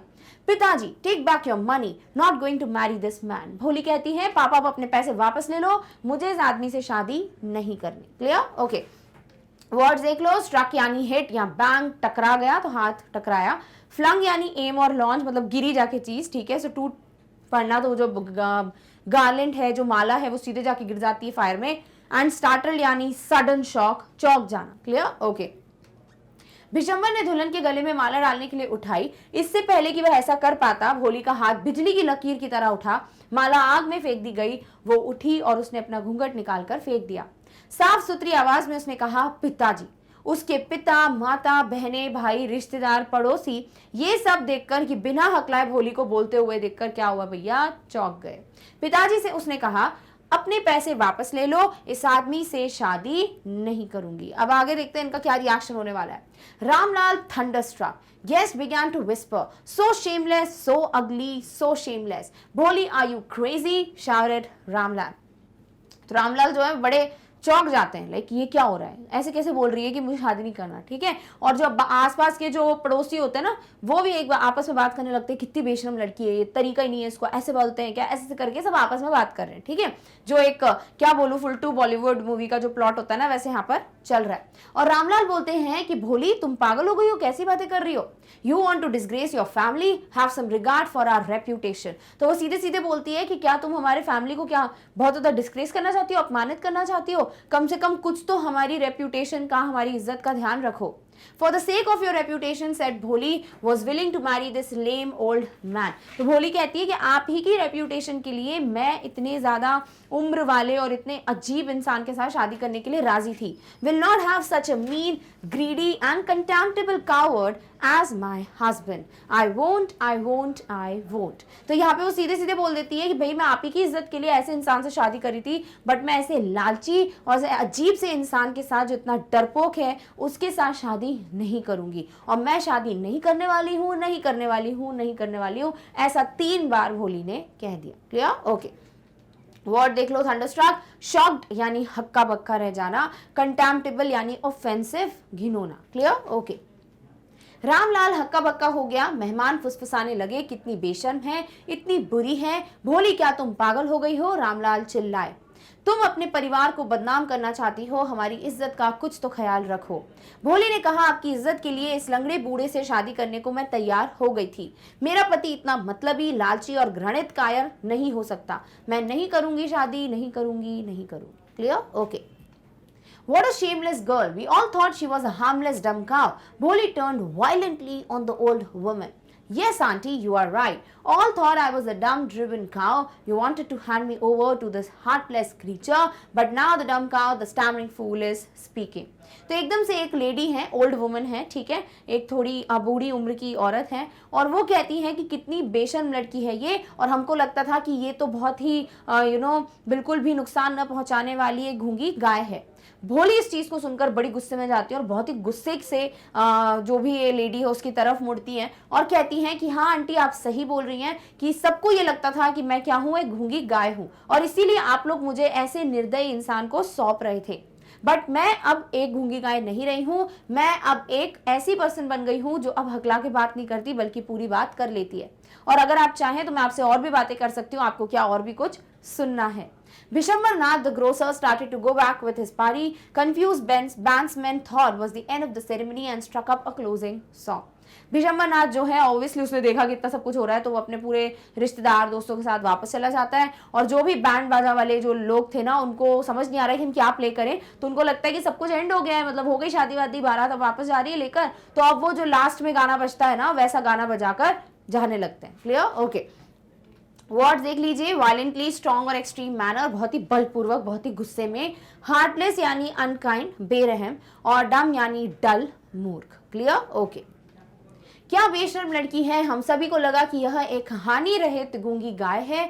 भोली बूढ़ी औरत की तरफ पलटी। हाँ चाची तुम सही हो, सभी ने सोचा कि मैं गूंगी गाय थी, आप मुझे इस हृदयहीन प्राणी को सौंपना चाहते थे, लेकिन अब गूंगी गाय हकलाने वाली मूर्ख लड़की बोल रही है। क्या आप और भी कुछ सुनना चाहते हैं? भिशंबरनाथ जो कि एक बनिया थे, अपने लोगों के साथ वापस जाने लगा। भ्रमित बैंड वालों ने सोचा समारोह का अंत हो गया है, और एक समापन गीत भी उन्होंने बजा दिया। Clear? Okay. Ramlal stood rooted to the ground, head bowed low with the weight of grief and shame. The flames of the sacred fire slowly died down. Everyone was gone. Ramlal के लिए बहुत ही ज्यादा ऐसा मतलब मोमेंट था कि क्या हो गया, ये विश्वास ही नहीं हो रहा था। तो वो बिल्कुल अपनी उस जमीन पे बिल्कुल खड़े के खड़े हैं, बिल्कुल स्थिर, और उनका सर बिल्कुल नीचे है। क्यों? क्योंकि उनको बहुत दुख हो रहा है, साथ ही साथ बड़ी इंसल्टेड फील कर रहे हैं, अपमानित फील कर रहे हैं, क्योंकि बेटी की शादी टूट गई, और जो फायर था जिधर पे फेरे होने वाले थे, अब वो जो फ्लेम्स हैं वो सब भी बुझ चुकी थी और सारे लोग जा चुके थे। रामलाल टर्न टू भोली, रामलाल एकदम से भोली की तरफ देखते हैं और कहते हैं, but what about you? No one will ever marry you now, what shall we do with you? And Sulekha said in a voice that was calm and steady. तो जो रामलाल है भोली की तरफ देख के बोलते हैं कि अब तुम्हारा क्या होगा, तुमसे कभी कोई शादी नहीं करेगा, अब हम तुम्हारा क्या करें? तो यहाँ पर भोली वर्ड नहीं देकर सुलेखा वर्ड दिया हुआ है, क्योंकि अब वो भोली रही नहीं है ना, अब तो वो बिल्कुल स्ट्रॉन्ग हेडेड गर्ल बन चुकी थी जो अपने लिए स्टैंड ले सकती थी। तो अब सुलेखा वर्ड दिया है आपके चैप्टर में। तो सुलेखा एक ऐसी आवाज में कहती है जो बड़ी ही शांत बट बहुत ही फर्म आवाज थी, जिसमें उसका पूरा कॉन्फिडेंस दिख रहा था, और वो कहती है, डोंट यू वरी पिताजी, in your old age I will serve you and mother and I will teach in the same school where I learn so much. कि पिताजी आप टेंशन मत लो, मैं आपका और मेरी मम्मी का ध्यान रखूंगी, जब आप लोग बूढ़े हो जाएंगे तो आपके बुढ़ापे में मैं आपका ध्यान रखूंगी, साथ ही साथ जिस स्कूल से मैंने इतना कुछ सीखा वहां पे मैं जाके पढ़ाऊंगी। तो ये होता है एक डिसीजन लेना कि जहां पर उसने डाउरी यानी दहेज के खिलाफ बोला, उसने एक ऐसे इंसान के खिलाफ बोला जो कि बड़ा ही ग्रीडी है, ठीक है, और साथ ही साथ एजुकेशन ने उसको कितना हेल्प किया आप देख सकते हो। एजुकेशन बहुत इंपॉर्टेंट है, आपको कॉन्फिडेंस मिलता है अगर आप पढ़े लिखे होते हो तो, साथ ही साथ अगर कोई सपोर्ट कर दे, आपको सही दिशा दिखा दे, जैसे इनकी टीचर ने दिखाई, तो वो भी बहुत ज़्यादा महत्वपूर्ण होता है। उसी तरीके से जो ये डिसीजन लिया है यहाँ पर सुलेखा ने, वो तो बिल्कुल तारीफ करने योग्य है कि किसी भी एक डॉटर की तरह उन्होंने बहुत ही अच्छा डिसीजन लिया कि वो अपने पेरेंट्स का ध्यान रखेंगे उनके बुढ़ापे में, साथ ही साथ जहाँ से उन्होंने इतना कुछ ज्ञान प्राप्त किया है वो ज्ञान अब बाकी के बच्चों को बांटेंगे। क्लियर? ओके। वर्ड्स है rooted which is to stand immobile, which is स्थिर, खड़े रहना, वहां पर बिल्कुल खड़े रह जाना, कुछ ना कहना because you are shocked. Grief यानी सौरो, शॉक यानी कि दुख, और स्टेडी यानी फर्म, दृढ़ आवाज के साथ उन्होंने कहा। क्लियर? ओके। रामलाल जमीन पर खड़े रह गए, शौक और शर्म के भार से सिर झुका हुआ। पवित्र अग्नि की लपटें धीरे धीरे बुझ गईं और सब चले गए। रामलाल भोली की ओर मुड़े और कहा, लेकिन तुम्हारा क्या, अब कोई तुमसे शादी नहीं करेगा, हम तुम्हारा क्या करेंगे? और सुलेखा ने शांत और स्थिर स्वर में कहा, चिंता मत करो पिताजी, आपके बुढ़ापे में मैं आपकी और माँ की सेवा करूंगी, और मैं उसी स्कूल में पढ़ाऊंगी जहां मैंने बहुत कुछ सीखा है। और इस तरीके से उनका जो डिसीजन है वो आपको पता चलता है, इस तरीके से ये पता चलता है कि उन्होंने शादी के लिए मना क्यों किया। Done? Okay. Isn't that right, ma'am? The teacher had all along stood in a corner watching the drama. Yes, Bholi, of course. अब यहाँ पर ये जो भोली हैं, सॉरी सुलेखा कहना चाहिए अब तो, कि सुलेखा ने जो अब ये डिसीजन लिया ना, अब वो ये पूछती है अपनी टीचर से, वही टीचर जिसने उसको इतना सब कुछ सिखाया था। तो वो अपनी टीचर से बोलती है कि क्या मैंने सही किया मैम? टीचर पूरा टाइम यहीं खड़ी थी जब ये पूरा ड्रामा चल रहा था शादी का, एंड ये सब कुछ वो देख रही थी कि क्या हो रहा है। और जब भोली ने पूछा है, सुलेखा ने पूछा कि क्या मैं सही हूं, तो टीचर ने बोला कि बिल्कुल ऑफ कोर्स तुमने सही किया। एंड है ना स्माइलिंग आईज, और होता है ना जब आप बड़े खुश होते हो तो आपकी आंखों में वो हंसी दिखती है ना, आपको ऐसा लगता है कि हाँ सामने वाला हंस रहा है, तो आप उसकी आंखों में खुशी देख सकते हो। वैसे ही आंखों में खुशी दिख रही थी उस टीचर के, the light of a deep satisfaction, और एक बहुत ही अच्छी संतुष्टि दिख रही थी उनकी आंखों में, क्योंकि ऑब्वियसली अगर एक स्टूडेंट ऐसा कुछ कर दिखाता है कि भैया अलग ही बिल्कुल, दैट इज व्हाट इज जो एक टीचर को खुश करता है कि वाह ये मेरे स्टूडेंट्स हैं। वैसे ही यहाँ पर भोली की टीचर बहुत खुश थी, that an artist feels when contemplating the completion of a masterpiece. तो जब कोई आर्टिस्ट जो होता है, ठीक है, अगर वो अपना मास्टरपीस बना रहा है, अपना बेस्ट आर्ट बना रहा है, और अगर वो बन जाए और बहुत ही बेहतरीन रूप से बने, तो वो अपनी जो भी आर्ट है, सपोज एक पेंटिंग बनाई है, उस पेंटिंग को देख के कितना खुश होगा ना कि यार ये मैंने बनाया, इतना खूबसूरत पेंटिंग, राइट। उसी तरीके से इस टीचर के लिए क्या मास्टरपीस थी? भोली। भोली को सुलेखा, जो एक रियल उसका नाम है, वहां तक लेकर आना, उसका स्टैम्प रोक देना, स्टैंड लेना, कॉन्फिडेंस देना, ये सारी चीजें ऑब्वियसली वो एक आर्टिस्ट की तरह ही काम कर रही थी भोली पे, और वो रंग लाया। तो जैसे एक आर्टिस्ट अपने मास्टरपीस को देखकर निहार रहा होता है और खुश हो रहा होता ना, वैसी ही खुशी जो है इस टीचर की आंखों में दिखी जब वो भोली को देख रही थी। क्लियर? ओके। कॉन्टेम्पलेटिंग का मतलब होता है look thoughtfully for a long time at, किसी चीज पर जब आप देखकर विचार विमर्श करते हो ना, उसे कॉन्टेम्पलेट करना कहते हैं। डन? ओके। हिंदी में देख लेते हैं। क्या यह सही नहीं है महोदया, यानी वो अपनी टीचर से पूछती हैं। शिक्षिका एक कोने में खड़ी थी, सब कुछ देख रही थी, और वो कहती है हाँ भोली, बिल्कुल। और उनकी मुस्कुराती आंखों में गहरी संतुष्टि की रोशनी थी, जो एक कलाकार अपनी उत्कृष्ट कृति के पूरा होने पर विचार करते समय महसूस करता है। और इस तरीके से आपका चैप्टर एंड होता है। क्लियर? तो चैप्टर तो बहुत ही खूबसूरत है, बहुत ही सिंपल स्टोरी है, बट बहुत ही बढ़िया स्टोरी है। आपको कई चीजें सीखने को मिलती हैं। एजुकेशन का importance, confidence, support, love and care, parents का रोल, साथ ही साथ गलत चीजें, इविल प्रैक्टिसेस के खिलाफ स्टैंड लेना। आपको लगता है कुछ गलत है तो आपको उसके खिलाफ ऑब्वियसली आवाज उठानी चाहिए। हाँ, ऑब्वियसली ये नहीं बोला मैंने कि झगड़ना चाहिए, बट जैसे भोली ने स्टैंड लिया वैसे लेना चाहिए। तो ये सारी कुछ चीजें हैं जो आपको क्लियर होती हैं। साथ ही साथ एक बहुत इंपॉर्टेंट मैसेज है कि अगर आप कभी किसी ऐसे पर्सन को देखते हो जो आपको लगता है कि यार ये अलग है, या शायद वो नॉर्मली बात नहीं कर पाता है, या कोई भी प्रॉब्लम हो सकती है, हैंडीकेप बच्चे होते हैं, हैंडीकेप लोग होते हैं, तो आपको कभी भी उनको इल ट्रीट नहीं करना है, हमेशा रिस्पेक्टफुली ट्रीट करना है, इक्वल ट्रीट करना है। क्लियर? ओके, चलिए अब फटाफट से देख लो स्टोरी से क्या सीखते हो। तो बहुत सारे मैसेजेस हैं, let's just go one by one. One should never be afraid of one's problems and should face them courageously। कभी किसी को भी अपने प्रॉब्लम्स को लेकर ना डरना नहीं चाहिए कि यार ये मुझ में कमी है या मैं इसमें बहुत बुरा हूँ। आपको डरना नहीं है, बल्कि आपको उस चीज को बहुत ही हिम्मत के साथ फेस करना चाहिए कि अच्छा ठीक है, जैसे मेरे को बोलना नहीं आता तो भाई क्या हो गया, मैं अब सीखूंगा, या मुझे लिखना नहीं आता, या मुझे इंग्लिश बोलनी नहीं आती तो क्या हो गया भैया, स्पोकन इंग्लिश कोर्स ज्वाइन कर लूंगा, मैग्नेट ब्रेन्स पे सीख जाऊंगा इंग्लिश, राइट। तो वो चीजें हैं कि आप अगर हिम्मत दिखा के चीजों के साथ डट के सामना करोगे तो वो बेटर है, ना कि उससे डरना। दूसरा point, dowry is a social abuse. ये जो डाउरी है, दहेज है, ये बहुत ही बुरी प्रथा है हमारे समाज की, तो वो डेफिनेटली कभी भी सपोर्ट नहीं करना चाहिए। One should never make fun of anyone. आपको कभी किसी का भी मजाक नहीं उड़ाना चाहिए। ठीक है, दोस्तों में मजाक चलता है, बट आप किसी का मजाक उड़ा रहे हो कि है कैसे बोलता है, कैसे चल रहा है, कैसे दिखता है, कभी मत करना, ये बहुत गलत चीज है। Proper support can lead to a child's development. अगर एक छोटे बच्चे को प्रॉपर सपोर्ट दिया जाए ना, सब चीजों का सहारा दिया जाए कि नहीं बेटा तुम कर सकते हो, प्रोत्साहन दिया जाए, तो बहुत कुछ हो सकता है। नेक्स्ट है need of love, encouragement and education for the disabled to fight against their odds.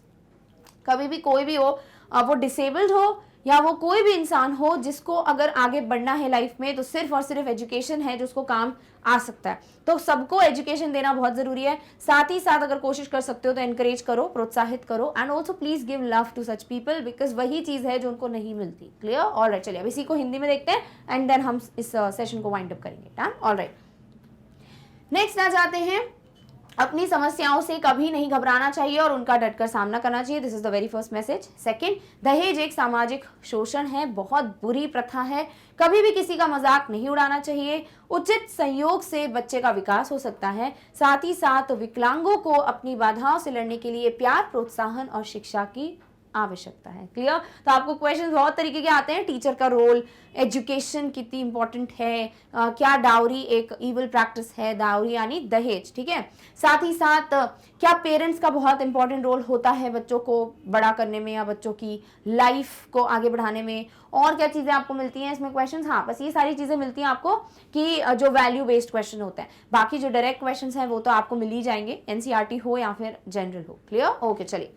सो इस तरीके से चैप्टर का तो रिवीजन हो गया है। बहुत ही प्यारी खूबसूरत सी कहानी थी, बट अब वेबसाइट के बारे में आपको मैं बता देती हूँ ताकि आप बाकी कोर्सेज को एक्सप्लोर कर सकें और वीडियोस को बहुत आसानी से एक्सेस कर सकें।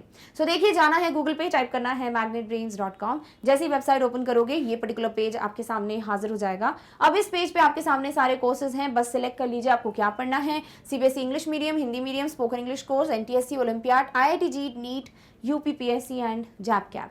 अब आप कोई भी सिलेक्ट कर लो जो आपको पढ़ना है। सपोज सपोज आप इंग्लिश मीडियम का कोई टॉपिक देखना चाहते हो, आप क्लिक कीजिए इंग्लिश मीडियम पे, आपके पास बहुत सारी चीजें हैं। आप टर्म 2 एग्जाम जो था 21 22 के प्रेपरेशन वीडियोस आप वो देख सकते हैं, आप किंडरगार्टन से क्लास 12 तक जो देखना चाहें वो देख सकते हैं। एनसीईआरटी एग्जाम्पलर तक सॉल्व किया जाता है। एक्स्ट्रा लर्निंग पे जरूर एक बार क्लिक करके देखना, आपको बहुत नई नई चीजें देखने को मिलेगी। सो इस तरीके से you can explore, click on anyone. Suppose आपने क्लास 10th को क्लिक किया, अब आपके सामने सारे सब्जेक्ट्स जो है उनकी लिस्ट आ जाएगी। अब उस सब्जेक्ट को चूज करो जिसके वीडियोस आप देखना चाहते हैं। फॉर एन एग्जाम्पल आप इंग्लिश देखना चाहते हो, आपने क्लिक किया, बुक सिलेक्ट कर ली, अब आपके सामने उस पर्टिकुलर बुक जैसे फुटप्रिंट्स विदाउट फीट से जो भी चैप्टर्स हैं उसकी लिस्ट आ जाएगी। अब उस चैप्टर पे क्लिक करो जिसका वीडियो देखना है। सपोज आपने कोई भी पर्टिकुलर टॉपिक पे क्लिक किया और उसका पर्टिकुलर जो भी वीडियो होगा वो प्ले होना स्टार्ट हो जाएगा। सो इतना आसान होता है वीडियोस तक पहुंचना, just by click click click. And that is how magnetbrains.com जो वेबसाइट है वो आपके लिए बड़ी मदद करती है। So please go and do check out the website. Done? Okay. So इस तरीके से हम आ चुके हैं आज के चैप्टर के रिवीजन के एंड में। आई होप आपको ये जो चैप्टर है भोली वो बहुत पसंद आया और आपको कोई भी प्रश्न आएगा इस चैप्टर से आप बहुत आसानी से हल कर लोगे। साथ ही साथ अगर कोई भी डाउट है कमेंट सेक्शन में मेंशन कर देना ताकि जब मैं आपको क्वेश्चन आंसर्स कराऊं तब मैं उसे इंक्लूड कर लूं। क्लियर? सो इस तरीके से हम आ चुके हैं आज के वीडियो के अंत में। बट येस, हम अगले वीडियो में बहुत जल्द मिलने वाले हैं अगले टॉपिक के साथ। तब तक खुद का सबका ध्यान रखिए। Thank you so much for watching. Bye.